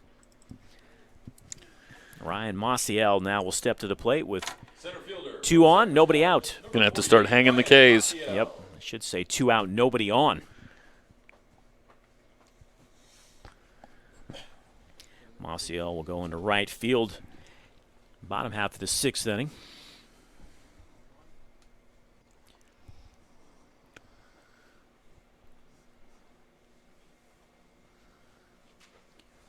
Takes a fastball high, 1-0.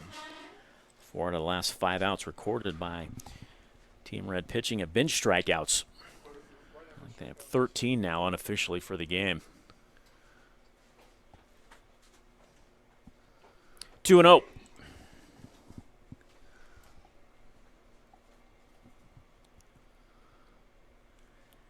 Maciel gets a pitch, something he can handle. Team Black has just 1 hit. 2-1.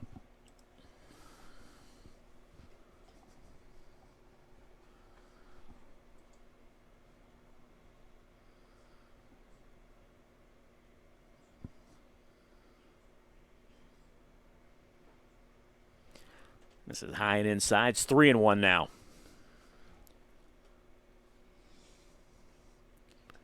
This guy will step off the rubber, gather himself. That's a good job by Maciel laying off that fastball up in the zone. Just don't think you're going to catch up to it. You're better off trying to take it for a ball. Even if you do catch up with it, there's not much you can really do with a pitch like that. Yep. Yeah, it's the kind of pitch that even if you somehow get the bat on it, probably going to pop it up more often than not. He's run it full. And here comes the payoff pitch from David Vizcaino. Line foul out into the netting. You can see the netting goes all the way down. Covers the entire stands.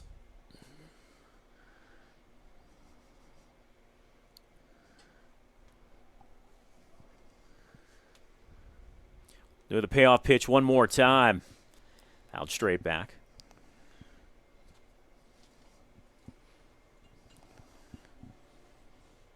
I think Major League Baseball waited a little bit too long to put netting in and all the way down the lines at stadiums.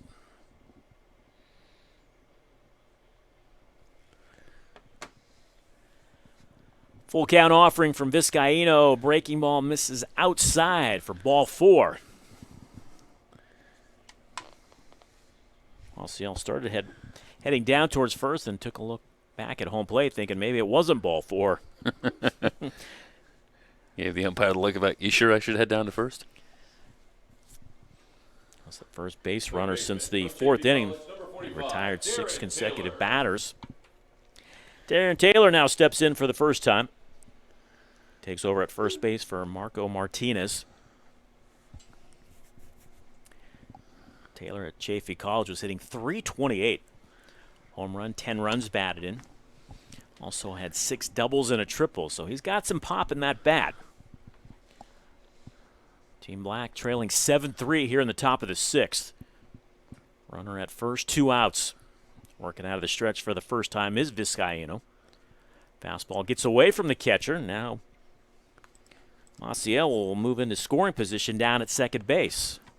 Gotta believe that's going to be a pass ball. Yeah. Looked like it was a pitch, perhaps, that Hunter Antion, who just came into the ball game, could have handled. Yes, he is the brother of Gunner, who started for Team Red at shortstop. Vizcaino checks the runner at second, the 2-0. Misses high inside, 3-0. So after retiring the first 2 batters on back-to-back strikeouts, he walks Maciel, and now he's fallen behind Taylor 3-0. You have to give Taylor the green light.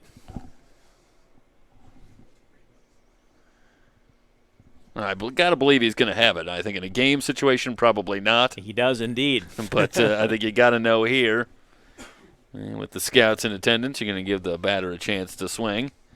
But obviously Team Black at this point in terms of the scoreboard is thinking about base runners if they can.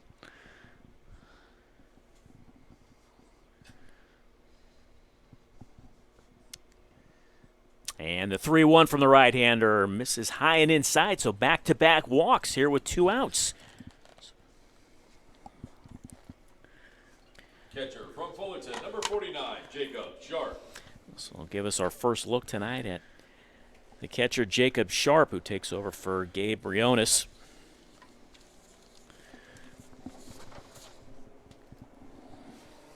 Yeah, Sharp out of Fullerton College. Yeah, we'll step to the plate with 2 on, 2 out.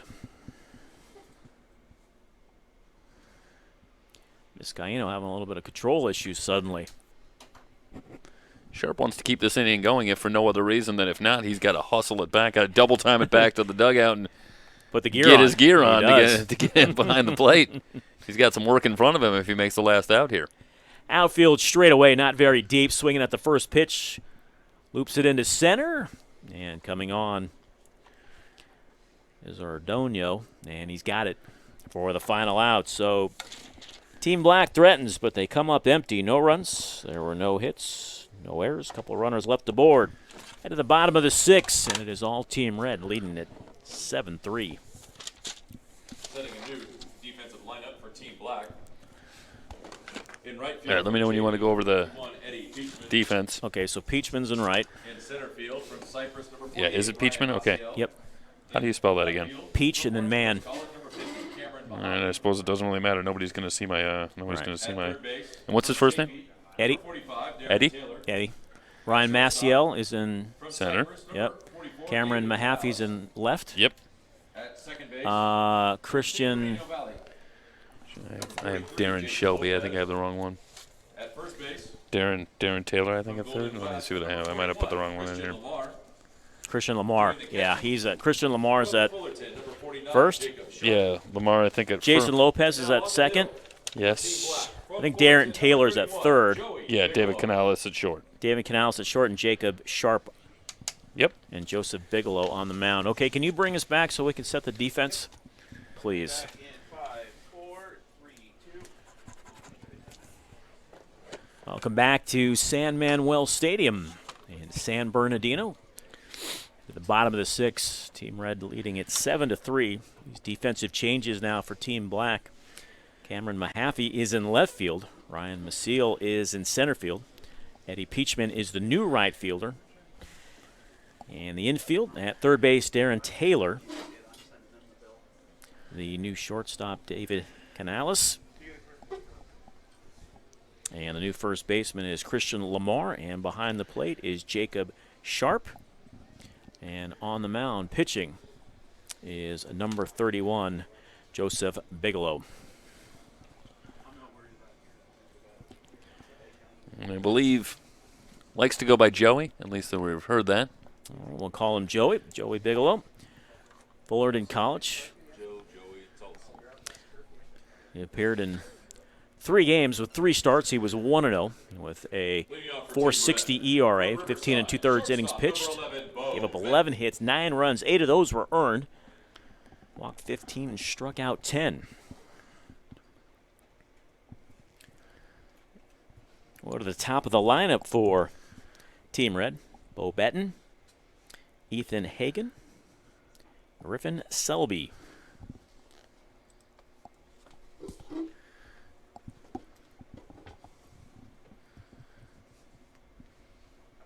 Big swing and a miss. Down in the count now. 1-2, beg your pardon. 87 on the gun. The high fastball from Bigelow. Team Red, 7 runs on 8 hits, 1 error as Betton down on strikes. Team Black, 3 runs on just 1 hit, and they have committed 4 errors. Number 13, Ethan Hagen. I'll bring up Ethan Hagen for the first time. Representing College of the Canyons, that's Santa Clarita.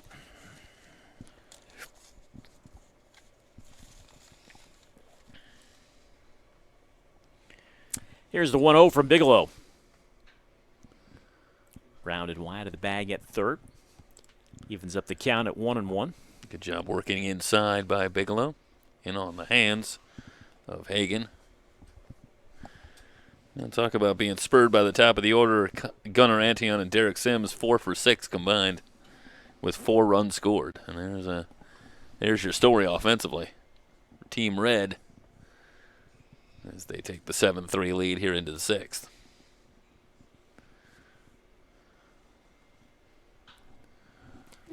Hit in the left, Mahaffey. And it played nearly perfect. 2 gone. With 2 gone, brings to the plate first baseman from Santa Ana College, number 20, Griffin Selby. I'll bring up Griffin Selby. Now playing first base. Steps to the plate. 2 out, nobody on.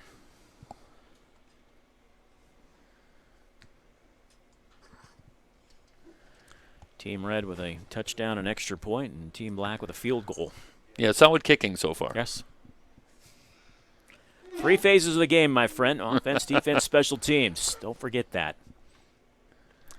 Here's a good look at Griffin Selby. 1-1 on the right-handed hitter. Boy, Bigelow working fast, isn't he? Well, I wonder if that's a little bit of a personal preference or if that's perhaps a little bit of a message to both sides that we're on a time crunch here. We'll maybe pick up the pace and try to get all the innings in. We still have some players that are obviously slated to play specific innings, so want to get them their opportunity to play just as everyone else has had their opportunity. Check swing. Just gets a piece of it to keep the at-bat alive. Now they're going to call that. Oh, they're going to call that a ball. Beg your pardon. I thought it might have hit the bat. It sounded like it did. We can't rule it out. No. 2-2. Boy, he is working quick. 2-2. Deuce is wild on that scoreboard. 2 balls, 2 strikes, 2 outs. Team Red leading at 7-3.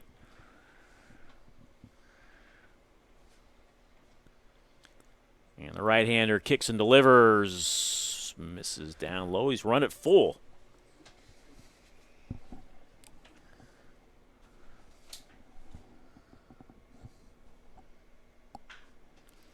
In the left field, past the diving third baseman, Darren Taylor, for a 2-out single. Right fielder from Palomar College, number 23. Selby turning on that one up in the zone nicely. 9th hit of the game for Team Red. That'll bring up Bryce Rowe, the right fielder, hitting for the first time. Hold the runner on over at first. First pitch taken for a strike. It's 0-1.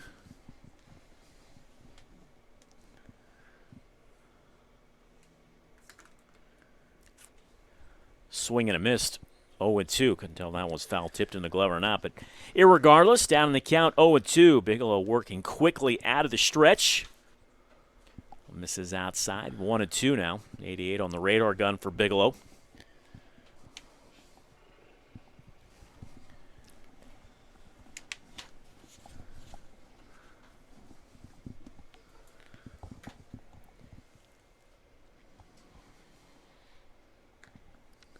Selby is the runner over at first. Took something off, and he strikes out Rowe to end the inning. Couple of strikeouts for Bigelow. Team Red, no runs. There was 1 hit, no errors. They left a runner aboard. We head to the top of the 7th, and my partner Jeff, he is going to bring us on home. It's all Team Red leading it 7-3.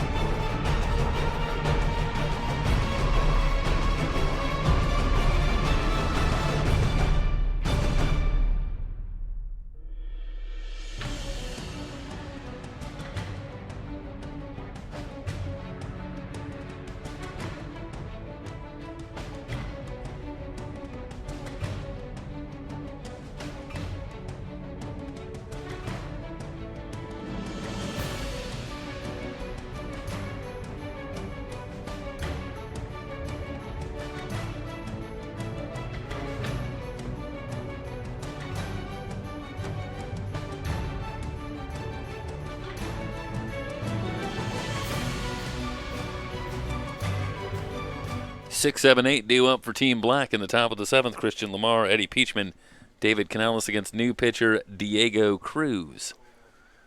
First pitch in there for a strike to Lamar.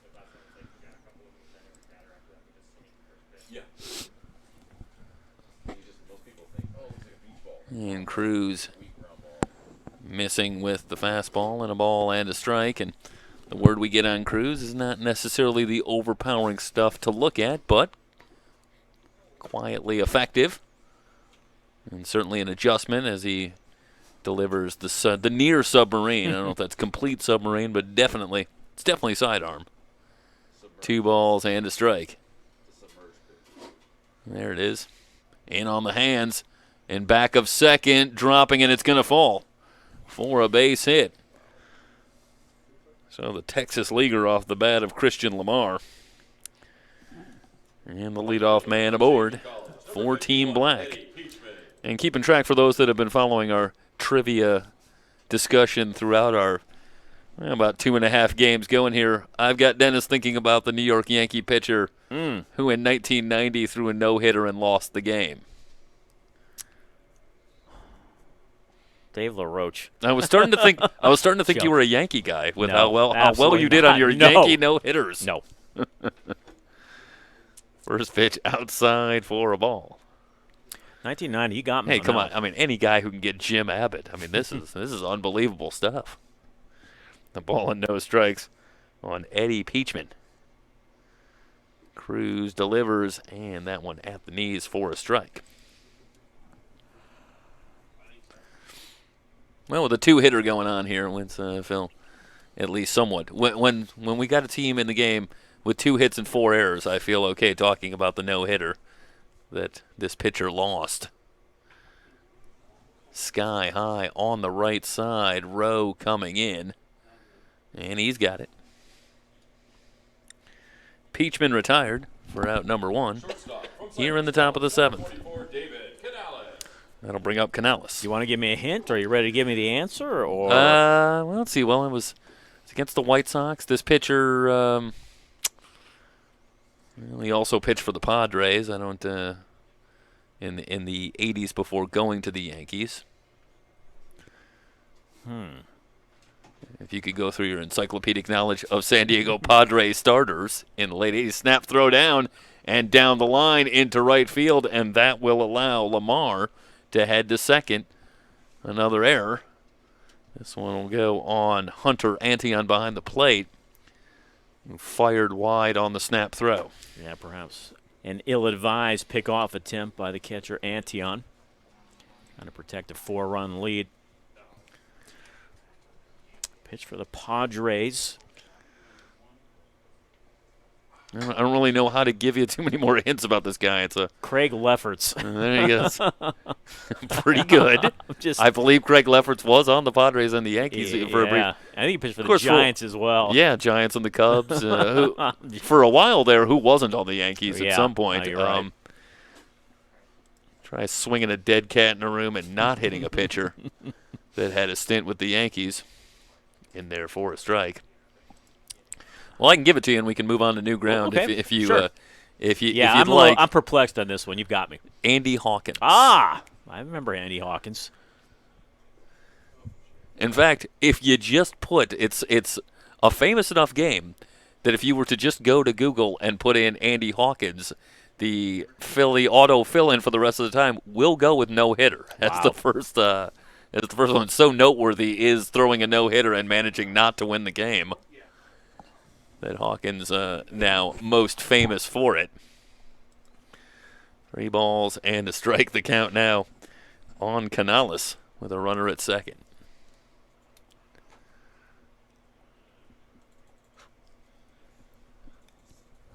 Just low, and Canales with a 1-out walk.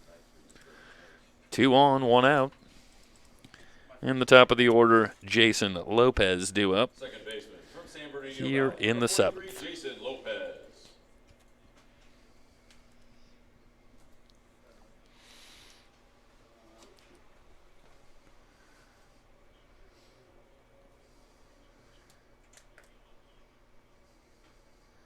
First pitch swinging, and that one fouled off the plate.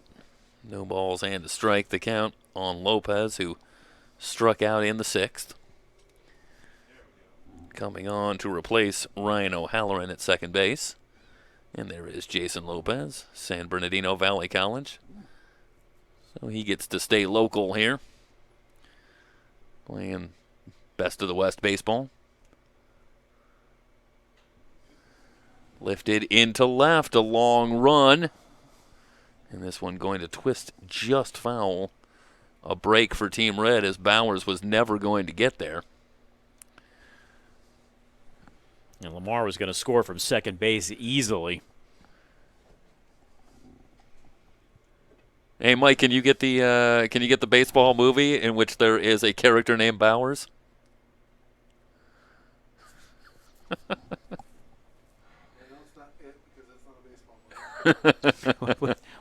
Wait, did you say It's like the Stephen King It? He's going to go through every Oh, movie boy. with somebody named Bowers until he finds one with baseball. A ball and 2 strikes. I don't know it, so what do you got? You happen to know this one? Baseball movie? Fairly prominent character named Bowers? I got a very good. I think it's underrated baseball movie for you. Okay. I'll tell you. I think. 2 balls and 2 strikes. Wouldn't it be funny if the movie you were thinking of was the answer to this question? That'd be great. I'm really hoping that's true. 2 balls and 2 strikes on Lopez. And we're just low when the count goes full. Well, let's have the underrated movie. I think We'll find out if you were right. Robert De Niro was in it. Bang the Drum Slowly. Oh, yeah. I thought it was a very good movie. Well, that is a far better film, I'm sure, critically, than the one that is the answer to this question. Here's the 3-2. Line That's gonna drive get left down. center. It's going to be in for a base hit. This is going to bring home at least 1 run. They're going to wave the runner around, and he will score. It's a 2-run double for Jason Lopez. 2-run double for Lopez. Lamar and Canales come around, and that makes the score 7-5. Number 50, Cameron. Well, it just wouldn't be best of the West baseball if you didn't see a team scratch and claw their way back in from a deficit. So Team Black now 5 runs on just 3 hits.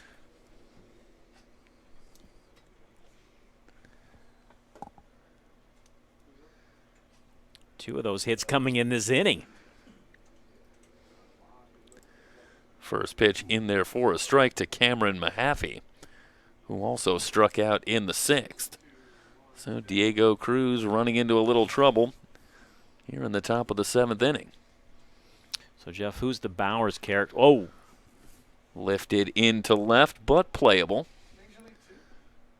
It's Bowers who will make the catch, and that seems an appropriate time to tell you guys that it was Little Big League. ah, okay. Did not see it, but familiar with that film. What is your favorite? We'll propose both of you, Mike and Jeff, favorite baseball movie. From Cypress, number 48. The little Big League, Mike, that had Taggart from Beverly Hills Cop in it, John Ashton. You guys are going deep. I just asked a simple question. Give me we- your favorite baseball We movie. only know one way to go when talking about movies. 2 down. Sandlot. That's a good call vote for from Sandlot. Corey. We'll go Major League. Corey Rubin has weighed in. Major League gets a vote.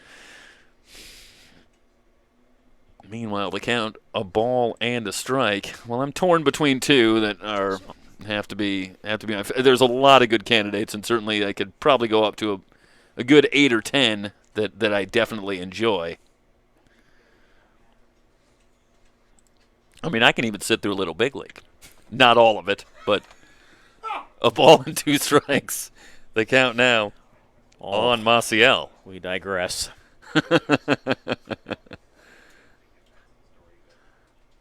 Pop foul back this way near the screen. And just running out of room is Antion back near the screen. So I the thought count he had a remains play 1-2. on it. Yeah, I thought he caught it for momentarily. I thought he came caught close. Yeah, absolutely. Well, what about you, Dennis? Where are you on this one? I'm kind of torn. I mean, they're 2 different movies, but they're both fantastic in their own right. Obviously, Bull Durham, we've talked about earlier, and then Field of Dreams. Yeah, Field of Dreams is a great one. Yeah. Nope, he hates him.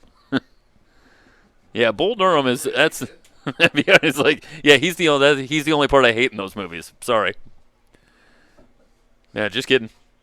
I'm going to give you a little bit of a choice that I think is going to be a little bit surprising, but as I think about this, honestly, I think my favorite baseball movie is 8 Men Out. That is a good one. Actually, I take that. It's not the same line. I have to go 42. Well, 42. Good story. I don't know. Great movie.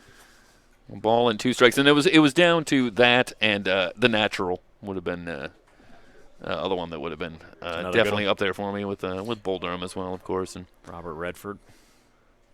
league of their own. Strikeout for Cruz. Swing and a miss. Maciel down on strikes, but Team Black draws a little closer. 2 runs on 2 hits. The big blow, a 2-run double off the bat of Jason Lopez. We will head to the bottom of the 7th with Team Red on top of Team Black 7-5. You're watching Best of the West Baseball, the Juco prospect games here on SoCalCollegeSports.com.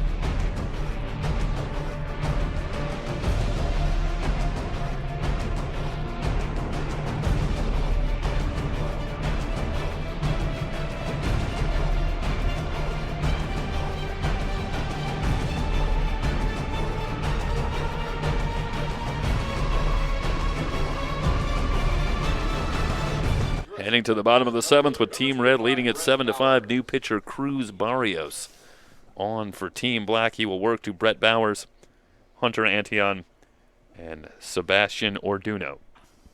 First pitch swung on. Soft line drive and taken off the shoe tops by Christian Lamar to retire Bowers. Lamar kind of looked around like, did I catch it? I thought I caught it, but I'm not quite sure.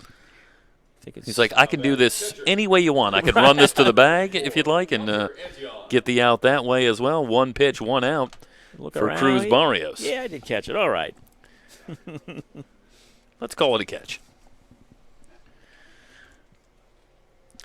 So that will bring up Hunter Antion. Takes the first pitch for a ball.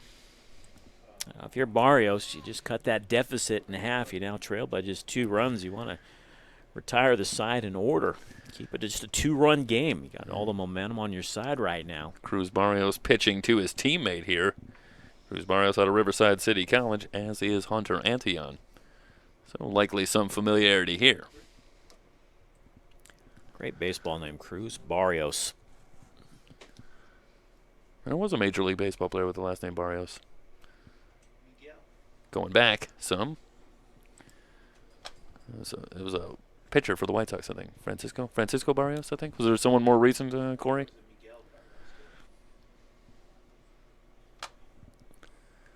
A ball and a strike.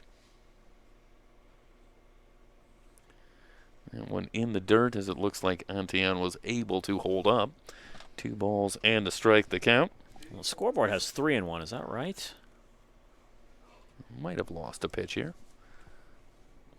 That's a good job. Great job on camera as well. Thanks, guys. And you see that Antion looks like a pretty good call there, able to hold up.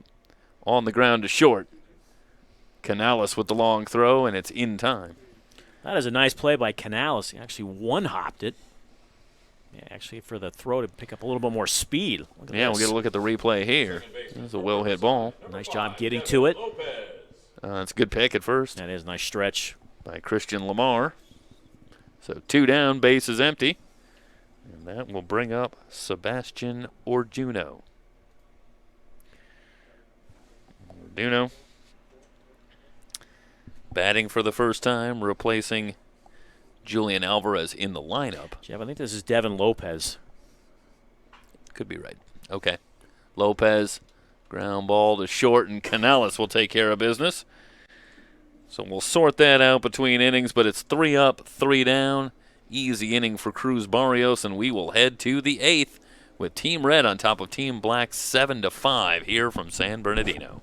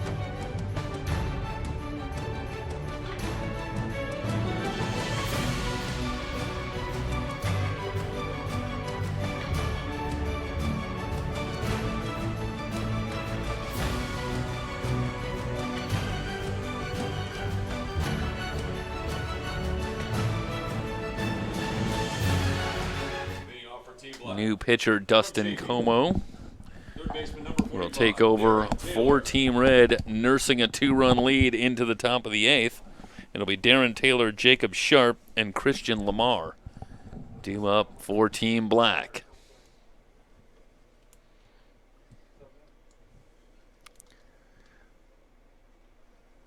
Big swing and a miss at the fastball from Como.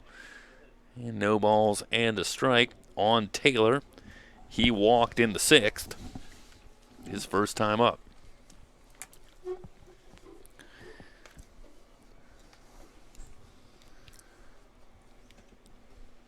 A little bit low, 1 ball and 1 strike. Scheduled for 10. Has there been a lot of good football movies? I don't think there has been. Well, I have a clear favorite football movie, but I think it's a little obscure, although you will certainly know it. Swing and a miss. I would put probably the original Longest Yard as one of my favorite football movies. The remake was better than the remake. Oh my goodness! 1 ball and 2 strikes. Only Kevin can wait.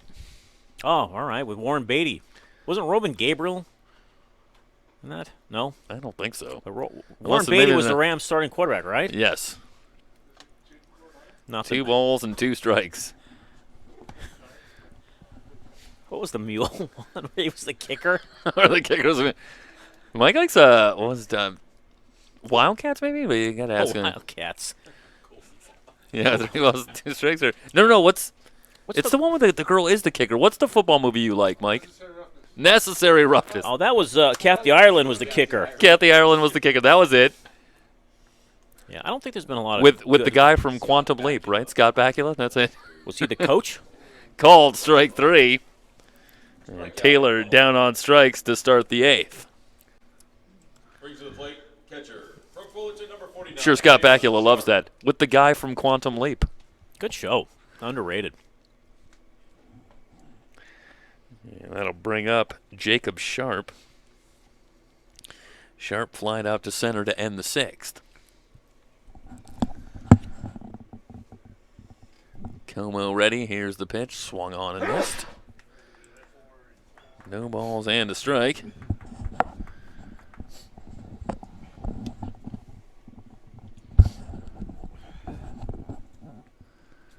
And Como working from the stretch. Excuse me, swing. This one will stay fair, and it's an easy play for Selby to retire Sharp for out number 2. Quickly 2 up, 2 down here in the top of the 8th. That's one of those. Are you kidding me? I didn't mean to swing and then 41, Christian hit it right to the first baseman. Tough at bat.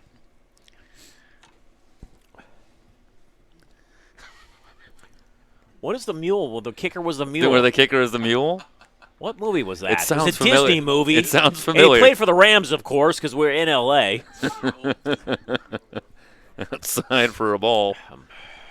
Yeah, you got your phone right there. You I know you gotta can. look Now it we up. have to know 1 ball and no strikes. The count on Christian I'm just Lamar. gonna Google kicking mule movie. It sounds familiar. I know. I saw it. Swung on and missed.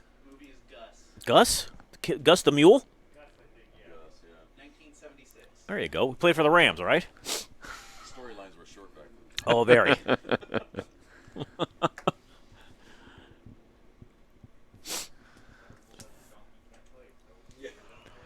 Narrowly beat out the idea for the Frank Corral story that they were going to do, but decided on Gus instead. So you know what? I think we got a little more commercial appeal with this idea. I remember Frank Corral. Remember Tom Dempsey kicking for the Rams. I don't remember him on the sure. Saints, but I remember him on the Rams. Yeah, that one back to the stripe. That's a Bull Durham reference right there. That one would have hit the bull. Yep. 3 balls and a strike. They count now on Christian Lamar. Singled and scored in the 7th, his last time up. Do you recall what character that Kevin Costner actually portrayed in the minors? In what? In Bull Durham. Well, it's Crash Yeah. Davis is the, but I don't know if that's based on a real. Yeah, it was based on a real character, but I can't think of his name. There was a Well, if minor- only we knew what player had hit the most home runs in minor league history, I'm sure true. that's the answer. Full count. Meanwhile, on Lamar. Is the announcer based on a real announcer? Because I was very impressed. I love the announcer in Bull Durham. I don't know. Oh, thanks. Durham Bulls announcer. Double off and loose to Mike and I spend all our time hoping that we'll get a Willie Foster in one of our games. Full count on Lamar. Back this way and out of play.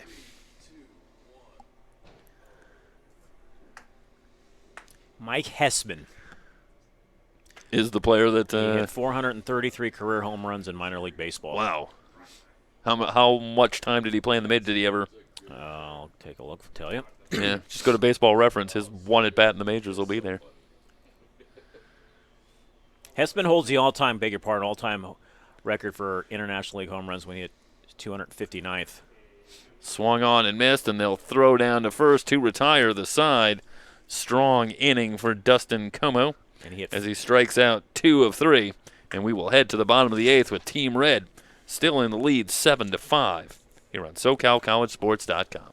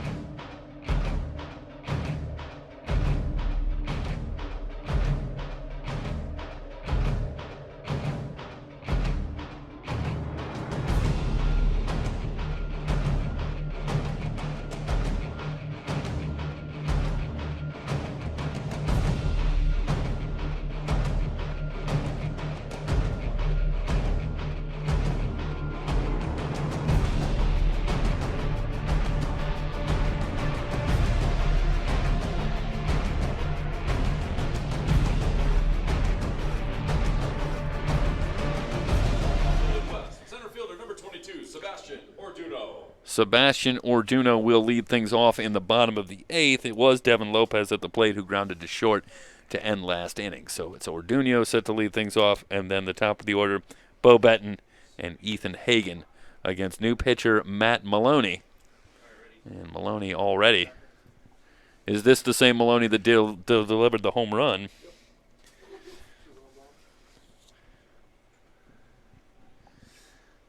So now on the mound, a ball and a strike now after that one's fouled away.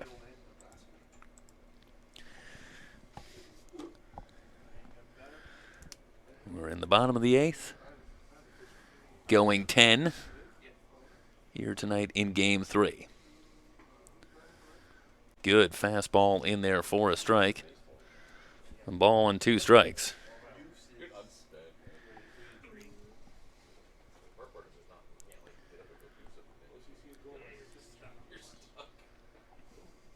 Called strike 3.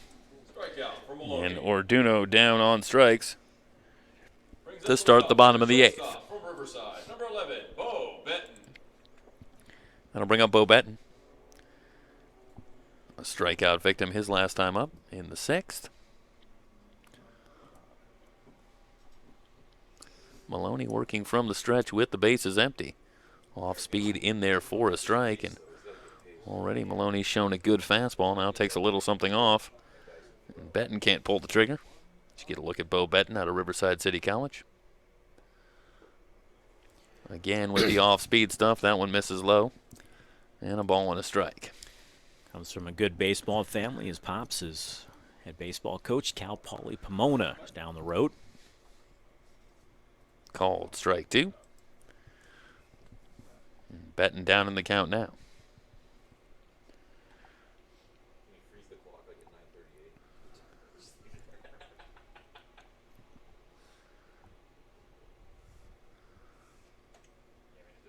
Just low. 2 balls, 2 strikes on Betton with Hagan waiting on deck.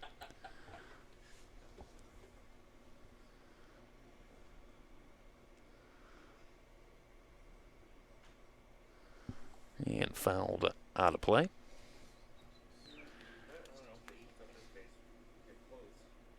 It'll be close, yeah. We'll probably definitely get through 9. Well, shouldn't say that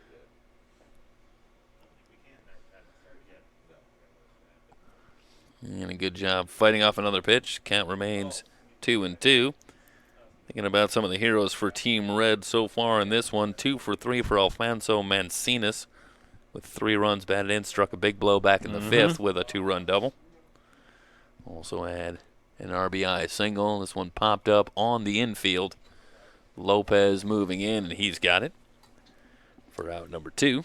Gunnar Antion, couple of hits, couple of runs scored. Absolutely. Derek Sims, we talked about the top of the order. The daily double at the top with Derek Sims. 2 for 3 with a couple of runs scored. For those of you who don't know, Jeff, that is an old Chicago Cubs term from the 85 team, 84, 85. Bob Dernier, Ryan Sandberg. Yeah, they were known as a daily double, so Jeff just had to get that reference in there. Makes him feel good. Forever, if anybody manages, if there's any production from the top 2 spots in the lineup.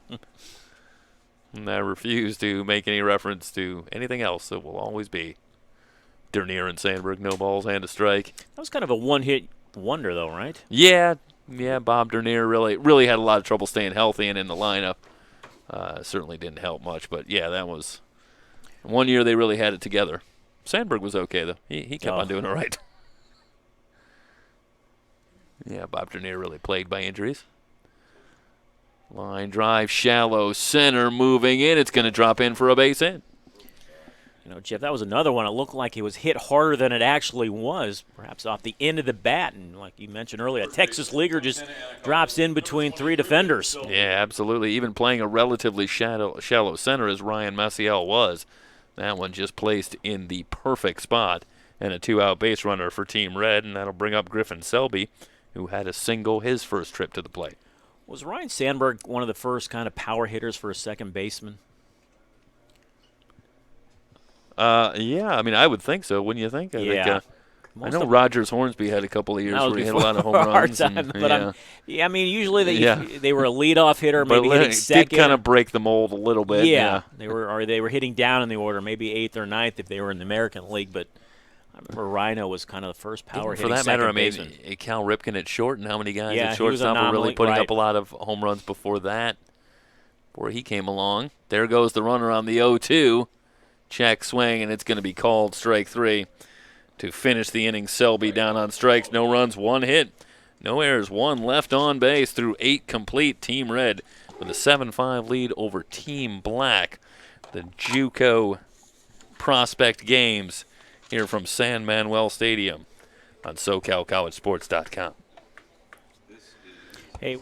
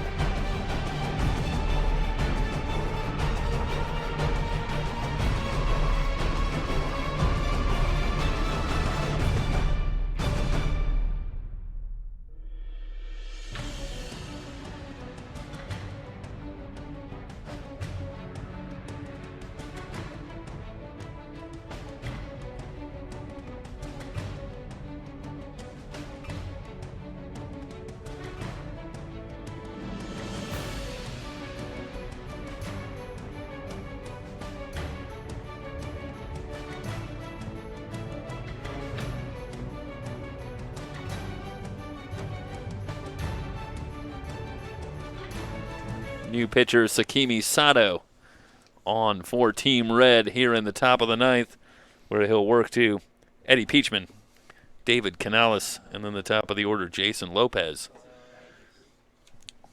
You see already 93 miles an hour for Sato, popping the gun. With the first pitch, 1 ball and no strikes. That fastball in for a strike to even up the count. Peachman flied to right. His first time up. Back in the 7th inning. Team Black trying to come back from what was a 4-run deficit. They chipped away with a couple in the 7th on the 2-run double by Lopez. But still some work to do with the score at 7-5. Well, they Breaking ball and a beauty from Sato in there for a strike. They rallied from 3-0 down to tie it at 3. And as you mentioned, they trailed 7-3 at one point. They've cut that deficit in half. So those bats have a couple of more runs on them. Trying to make it one more tie. We did have a tie in Game 2. That one ended officially at 6-all.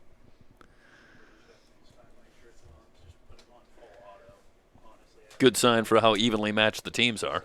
Fastball, and Peachman lays off, and the count goes full. Yeah, Team Black, 5 runs, 3 hits, 4 errors. Team Red, 7 runs, 10 hits, and a couple of errors. Yeah, they're trying to avoid the dubious honor of having more errors than hits in the game as well. One just inside, and Peachman has a leadoff walk. Team Black, that's a good start here in the 9th. That'll bring up Canales. He walked his first time up.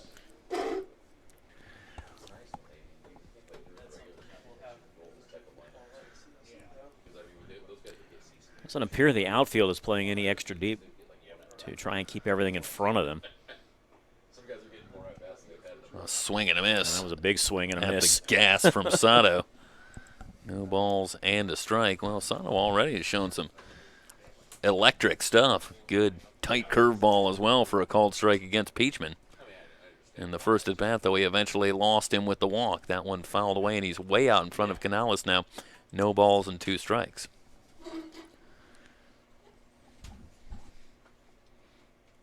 See if he goes right after him. Perhaps see if Canales will chase beg your pardon, chase one out of the strike zone. Sato ready from the belt. Peachman takes off for second. No throw, and he will make it easily. And I think if Sato wheels there, he's got Peachman hung up, but he elected to come home with the pitch, and no chance for Antion to do anything. So it's going to be a fortunate stolen base for Peachman, who ends up at second. Meanwhile, Canales was called out on strikes for out number 1. Now, Sato never even looked at Peachman. I think Peachman was about 3/4 of the way down towards second by the time Sato delivered the pitch to home plate. Now he's seen a couple of guys leave early. Talked a little bit about sort of the modern way that the game is played and how the game has gone away from stolen bases and more toward station to station, trying to take advantage of the power in the game now. And it looks, as we've watched here in this limited look that we've had here in 3 games, that stolen bases maybe a little bit of a lost art. And we've not seen that as much, and you can't really blame these guys. Maybe not as much experience stealing the base. No balls and a strike. A ball and a strike. We've seen a couple of guys have a little trouble timing that break for second. So 1-1 on Lopez, and the 2-run double his last time up.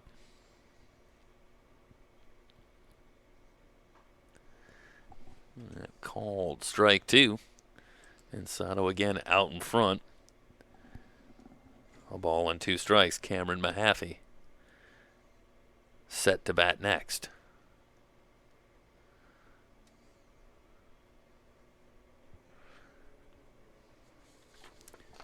Sato takes a look at Peachman.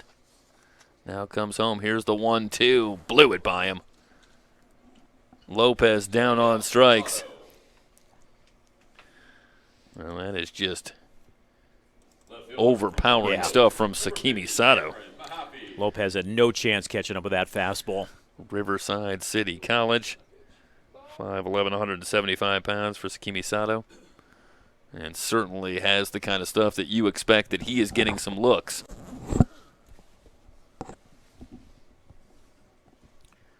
One would have to believe. 2 down. That'll bring up Mahaffey.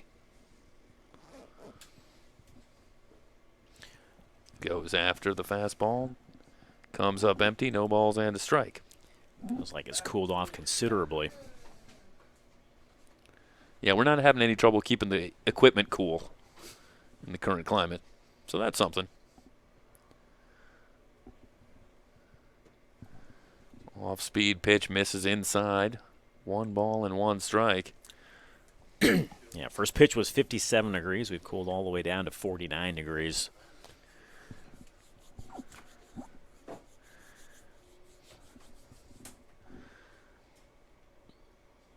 Sato ready, the 1-1 pitch. And again, Mahaffey, not much chance to catch up with the fastball, and he's down in the count now, a ball and 2 strikes. And what do you do right now if you're Cameron Mahaffey? And well, you shorten up your swing and try to put the ball in play. See what might happen. This Team Red has committed a couple of errors. He's got a huge hole on the right side if he can take one in that direction. On the ground. Takes a good hop for Benton, who wheels and fires and gets Mahaffey to retire the side. That was a potential run saver off the glove of Bo Benton, who comes up with that one cleanly and makes the throw to retire the side. As you get one more look as we head to break, heading to the bottom of the 9th, with Team Red maintaining the 7-5 lead.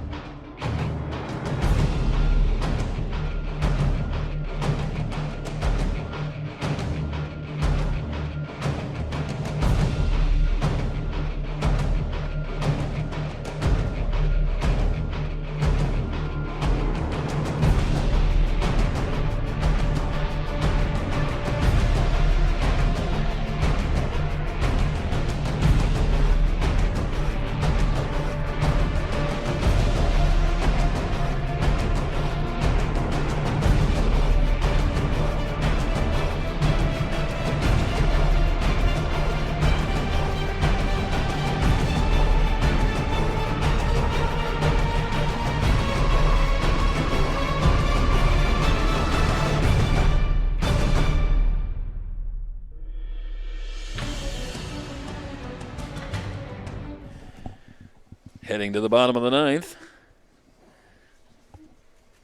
And new pitcher Anthony Shermonte on to work to Bryce Rowe, Brett Bowers, and Hunter Antion. The left-hander Shermonte ready. And that pitch in there for a strike, and he's quickly ahead. No balls and 2 strikes on Rowe. Rowe struck out in the 6th in his first at bat. It's coming on for the second half. We're in the bottom of the ninth, but we'll go the full 10 and wrap things up here in our triple header coverage here on SoCalCollegeSports.com. Fastball misses way high, a ball and 2 strikes to count on Rowe. And there is Bryce Rowe out of Palomar College. That one busted in on the hands, and Rowe just has to fight it off and foul it away. Got some numbers for you on Shermonte, Jeff. Having a good season at Golden West Junior College. Made 5 appearances, did not have a 1-loss record. 6 1/3, 2 runs, both earned, gave up 3 hits. Struck out 3, walked a Line couple. drive trapped at third by Taylor, who will throw across and get Rowe. Sorry about that, Dennis. All good. And finishing up Shermonte had a 2.84 ERA, so he was in the midst of a good season. Left fielder from Citrus College, number 25. So that's Brett 1 Bauer. down, and Brett Bowers, who lined to first, his first time up, will be the batter.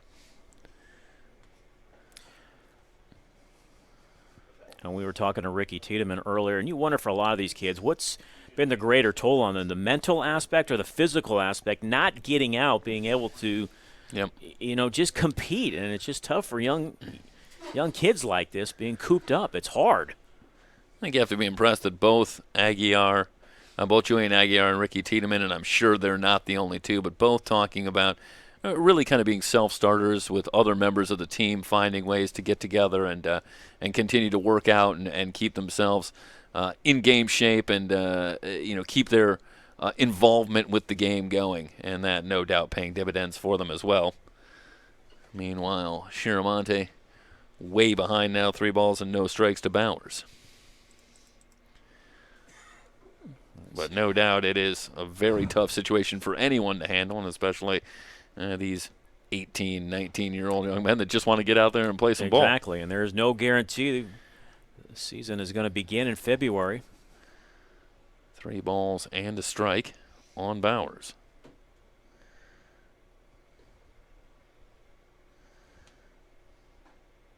Outside for a ball. And a 1-out walk. Brings up the catcher from Riverside, number 24, Hunter Antion. So that'll bring up Antion, grounded to short. His first time up.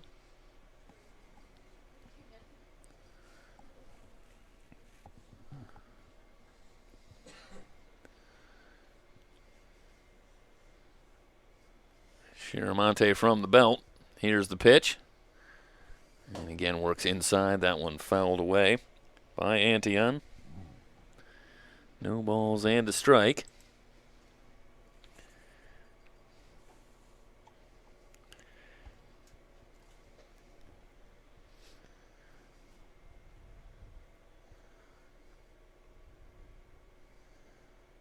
Short lead at first for Bowers, and the fastball misses outside for a ball.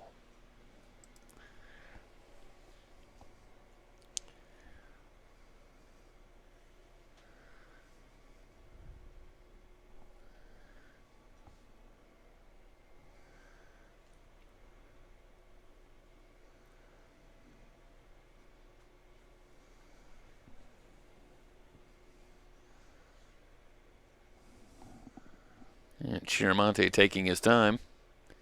Very deliberate pace. At the runner at first, here's the 1-1 pitch and the fastball low. So 2 balls and a strike. Now on Antion, and I think the one thing we've seen here today, and especially in this game 3, is how quickly it can go from smooth sailing for a pitcher to all of a sudden having all kinds of trouble.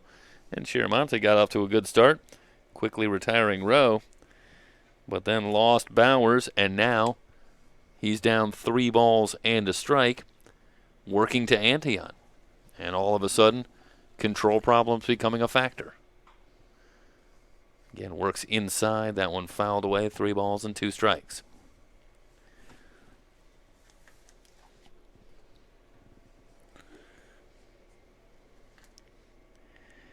Devin Lopez waiting on deck.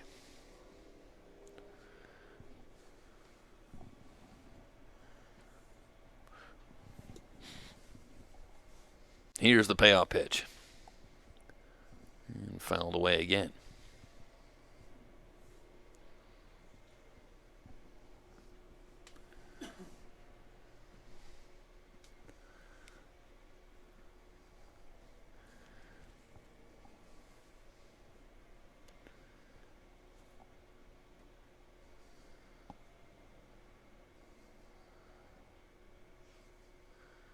Chiaramonte ready from the belt. Line drive down the left field line. And no signal yet. It looks like it is just foul. I don't think we ever saw a signal, though. You're right, Jeff. I kept waiting to see one from Yeah, the boy, that did home not plate umpire. miss by much. No, it did not from our vantage point. Well, right down there, well, we can't see the line at all. So difficult to tell. But the call made. And it remains a full count as Antion will return. How about non-call made? Right.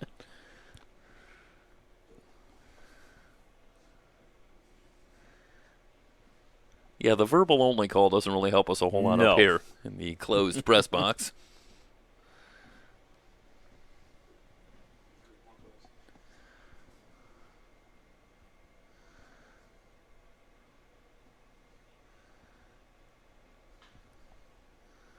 Fly ball right side twisting, and that one out of play. So a really nice at-bat by Antion. Just keeps fouling off pitches, waiting for something that he can do something with. Yeah, and the wisdom in this situation generally is that the longer it goes, the more it favors the batter. Is Antion going to be able to barrel something up here? It's fouled off a couple. I believe this is the 9th pitch of the at-bat.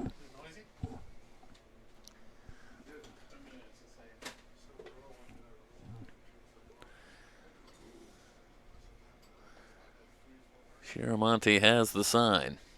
Here's the 3-2. Popped up right side.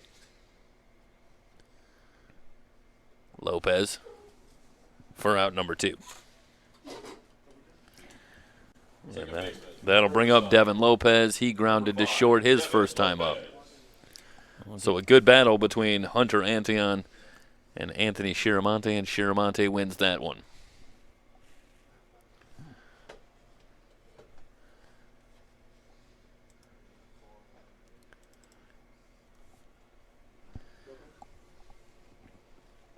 Should be Devin Lopez.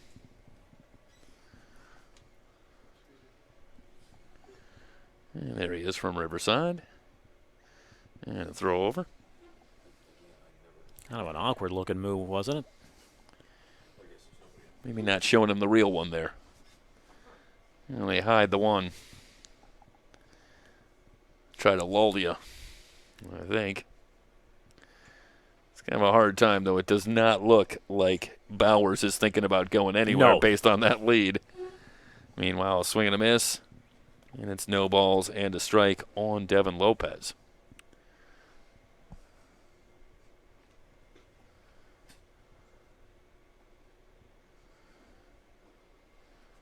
That one tails just outside for a ball. A ball and a strike on Lopez.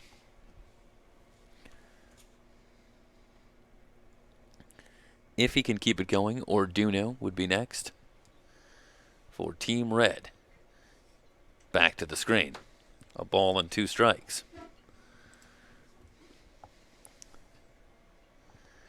Two down, a runner at first. Here in the bottom of the 9th.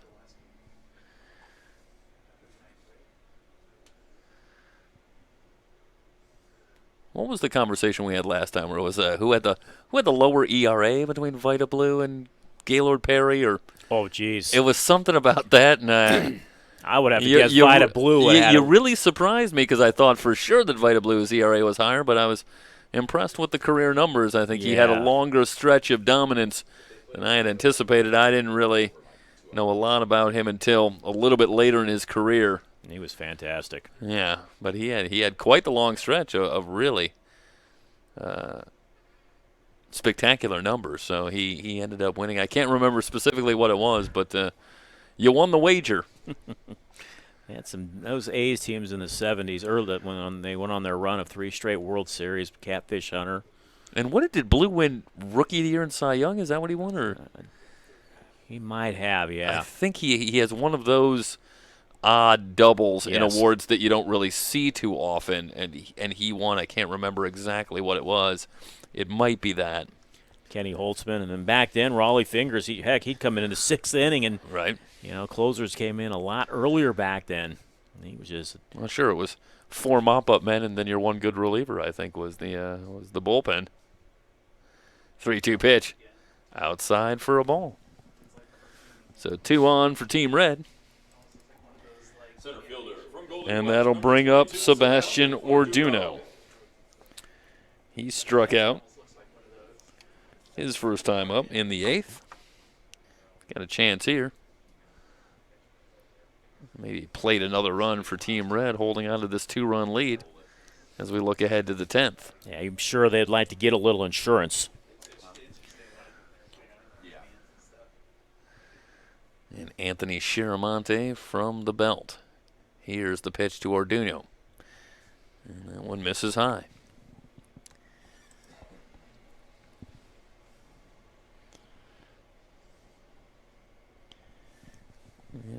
Team Black pitchers have had some struggles with control unofficially. I have them now issuing 6 walks in the game. And a ball and a strike to count.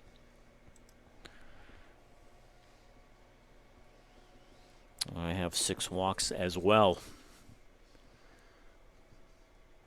Here's the 1-1.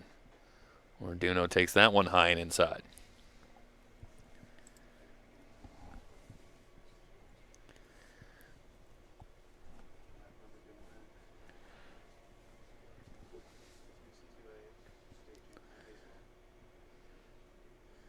Chiramonte ready. Here's the 2-1 pitch. Big swing and a miss. Looked like Chiramonte pulled the string a little. And now it's 2 balls and 2 strikes.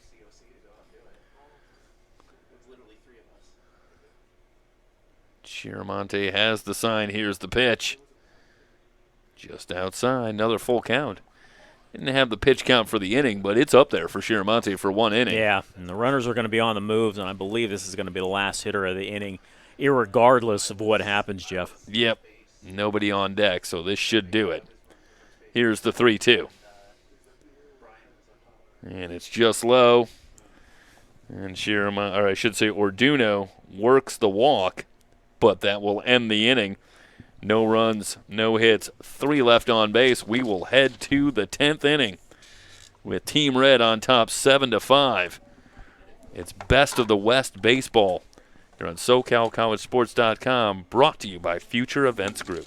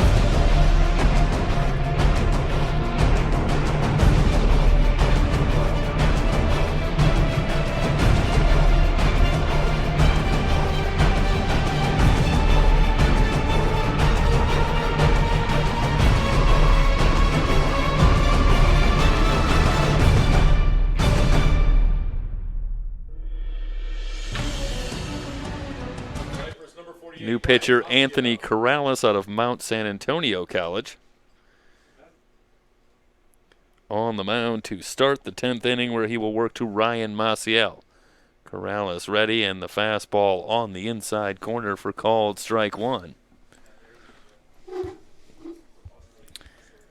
Maciel walked and struck out in 2 trips. Corrales ready, and the fastball up in the zone. And is this maybe the toughest assignment for young Anthony Corrales out of Mount San Antonio College?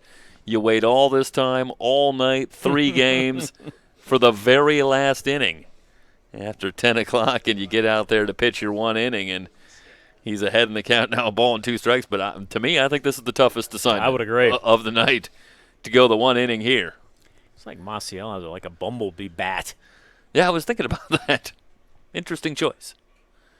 Here's the 1-2 in the dirt, 2 balls and 2 strikes. He needs to join the Pittsburgh Pirates when they wear those bumblebee jerseys. It'd be perfect. It would throw you off a little bit because you really wouldn't be able to see the bat next to the uniform. You might think he was up there with no bat. 2-2 pitch. That's going to be a tough play. Chopper to short. On the hop, it's Benton. Quick throw over, and he gets him at first. We have to be impressed with the glove work of Bo Benton for out number 1. 1 down, and that'll bring up Darren Taylor. Yeah, Benton's made a really couple of nice plays down there at shortstop. See if we can see that one more time, perhaps. There it is. Yeah, gets to this one on the second hop, but a quick transfer and throw over. And that is just some good, solid fundamentals fielding the baseball for Bo Benton as this one's fouled off. Yeah, Jeff, he does a nice job of really setting himself before he makes the throw, so it's an accurate throw, but he does it very quickly, as you said.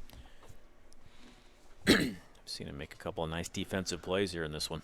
So Corrales into the wind. Here's the 0-1 pitch. Fastball lifted to right field. And in front of the track, it's Rowe, who has room and retires Taylor. And already with Corrales, I think you have to be impressed with the way that he's getting up there, and he's throwing strikes, challenging the hitters, and letting his fielders do a little work behind him. And I think tonight we've seen some awfully impressive stuff and some great live arms in our coverage, but we've seen some pitchers really struggle with control, maybe trying to be too fine. And I think you watch a guy like Corrales, and he's right around the plate. Here's a bouncing ball towards short on the short hop, and the throw just wide, and Sharp is able to leg it out. But, Corrales with 2 down and a runner at first. Let's see if maybe he can get out of the inning, but, just throw some strikes there and let your fielders do some good work behind you. Well, that was a nice play once again by Benton. It just wasn't hit that hard. He charges, gathers, throws, and just I think actually I said the throw was a little wide, but I think the throw was pretty good. Yeah. But just a good job hustling down the line for Jacob Sharp. Yep. And he's got the infield hit, and that'll bring up Christian Lamar. Ball wasn't hit particularly hard either, and as you mentioned, Sharp did a nice job getting out of the box, hustling all the way down the line for the infield single. And we're slated to do the bottom of the 10th, so Corrales trying to close the door here and get what would technically be the win for Team Red, but our understanding is we will have the bottom of the 10th and another opportunity for Team Red to get some swings at the plate. Swing and a miss. Good tailing fastball from Corrales, and it's no balls and 2 strikes now. Lamar a single and a strikeout in 2 trips.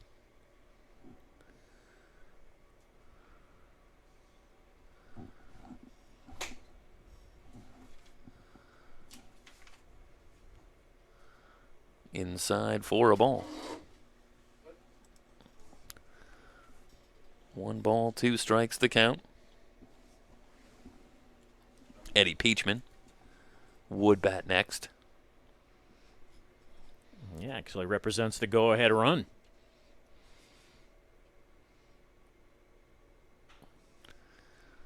Soft line drive into right, but it will hang up for Rowe, who's got it to retire the side. Corrales with a solid inning of work. No runs, 1 hit, no errors, 1 left on base. We'll head to the bottom of the 10th. Team Red will emerge with the victory 7-5, but they'll take one more crack at the plate. when we come back.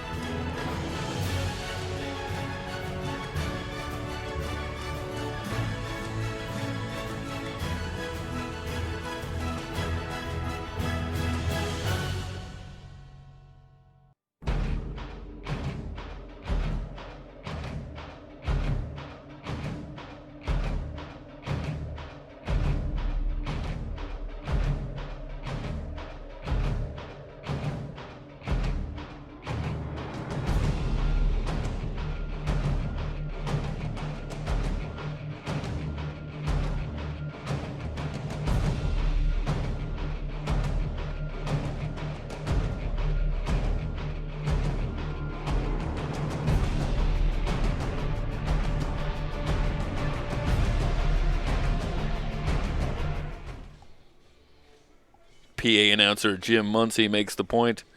Only one guy with a tougher assignment than Anthony Corrales. There he is, Matt Nelson.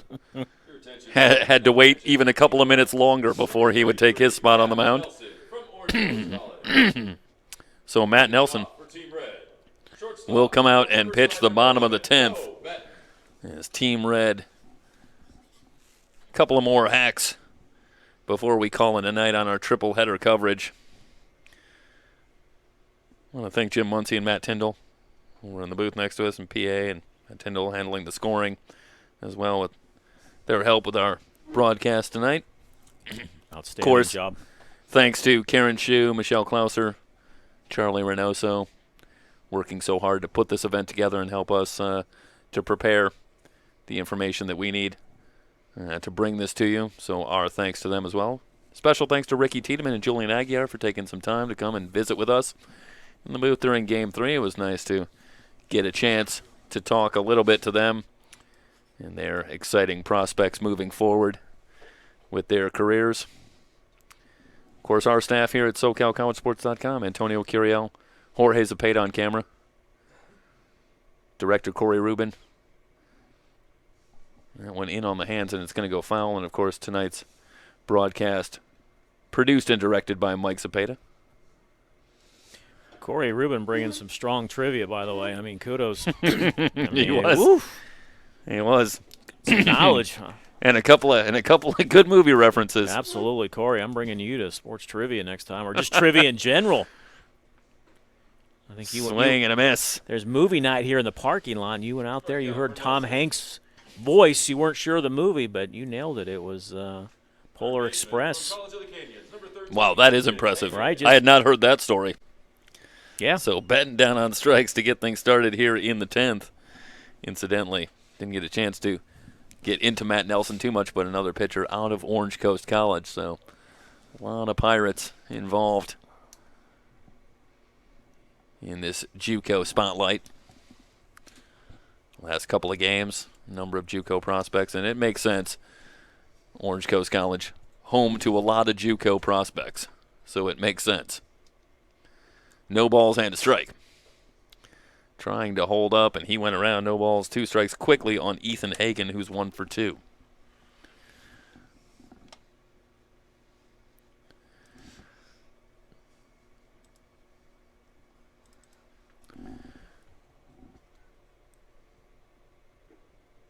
Breaking ball low. And, of course, special thanks to Dennis Ackerman for hanging out with us again. Oh, thank you guys. A lot of fun. Absolutely. Good times, and we appreciate you coming out. 2 balls, 2 strikes. Talk some baseball, talk some movies, talk some trivia. I mean, sure. I mean, you're probably going to go today, and you're not even going to get Little Big League mention if you're not here. No way. That movie's not even going to be on your radar screen today. I don't think it's been for years, and it's probably not. What a gonna tragedy be on that for, would be. for a long time. Meanwhile, Nelson going to the breaking stuff, and now it's gone full, 3 balls and 2 strikes. Seemed to really have Hagan in a lot of trouble with a couple of good fastballs early in the count. See if he goes back there. And back to the fastball, and that is called strike 3. Strikeout for Nelson. Well, sometimes you can make it a little more complicated than it needs to be out there on that mound. First baseman. That is a good pitch. Number 20, 2 down. Selby. Excuse me. That'll bring up Griffin Selby. And perhaps Selby will be the last batter of the evening. Nelson ready. Tries the breaking ball again and misses. 1 ball and no strikes.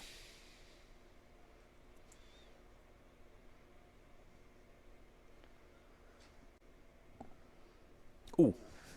That one plunks him. And he won't And take is he gonna? first. Is he gonna? No, he No, wants he to won't. stay in and get in his Yep. hacks, and that's been the decision that more often than not was made. I wanted to ask you, as an A's fan, we talked a little bit about that. And I don't know if we've gotten into this, but are you a Billy Beane disciple, or do you, No. do you love what he did, or are you not a fan? Because they're a little bit split on him, aren't they? Among A's fans, not everybody is Well, a true I think believer. the thing is, their style's only going to take you so far, and they have been a perennial playoff disappointment for a few decades now. 3 balls and a strike. He brings his sabermetrics. Sometimes I think that the situation calls to play a little small ball, and they just refuse to do it. And I think it has come back to haunt them more times than not. Yeah, but when he says, "I pay you to get on first, not get thrown out at second," that's a pretty good line. This one hooking just foul. As Selby gave it a ride, but it's a long strike. And the count now 3 balls and 2 strikes. He's out in front of that one just a little bit, wasn't he? He had the distance. It would appear, talking about the A's, that you can't beat the Yankees with sabermetrics. No. Or the Red Sox, or the Twins, or Here's the 3-2 Astros. pitch, called strike 3, and that will do it. An impressive 10th inning for Nelson as he strikes out the side to wrap it up. Ladies and gentlemen, that concludes That's a final. 7-5, Team Red, San Manuel Stadium. led by Coach Charlie Reynoso. They get the win. 20 prospect games. Would like to thank all the players, coaches. That'll wrap up our triple header coverage for everybody here at SoCalCollegeSports.com. Thanks so much for joining us. It's been a blast from San Bernardino. So long. Good night, everybody.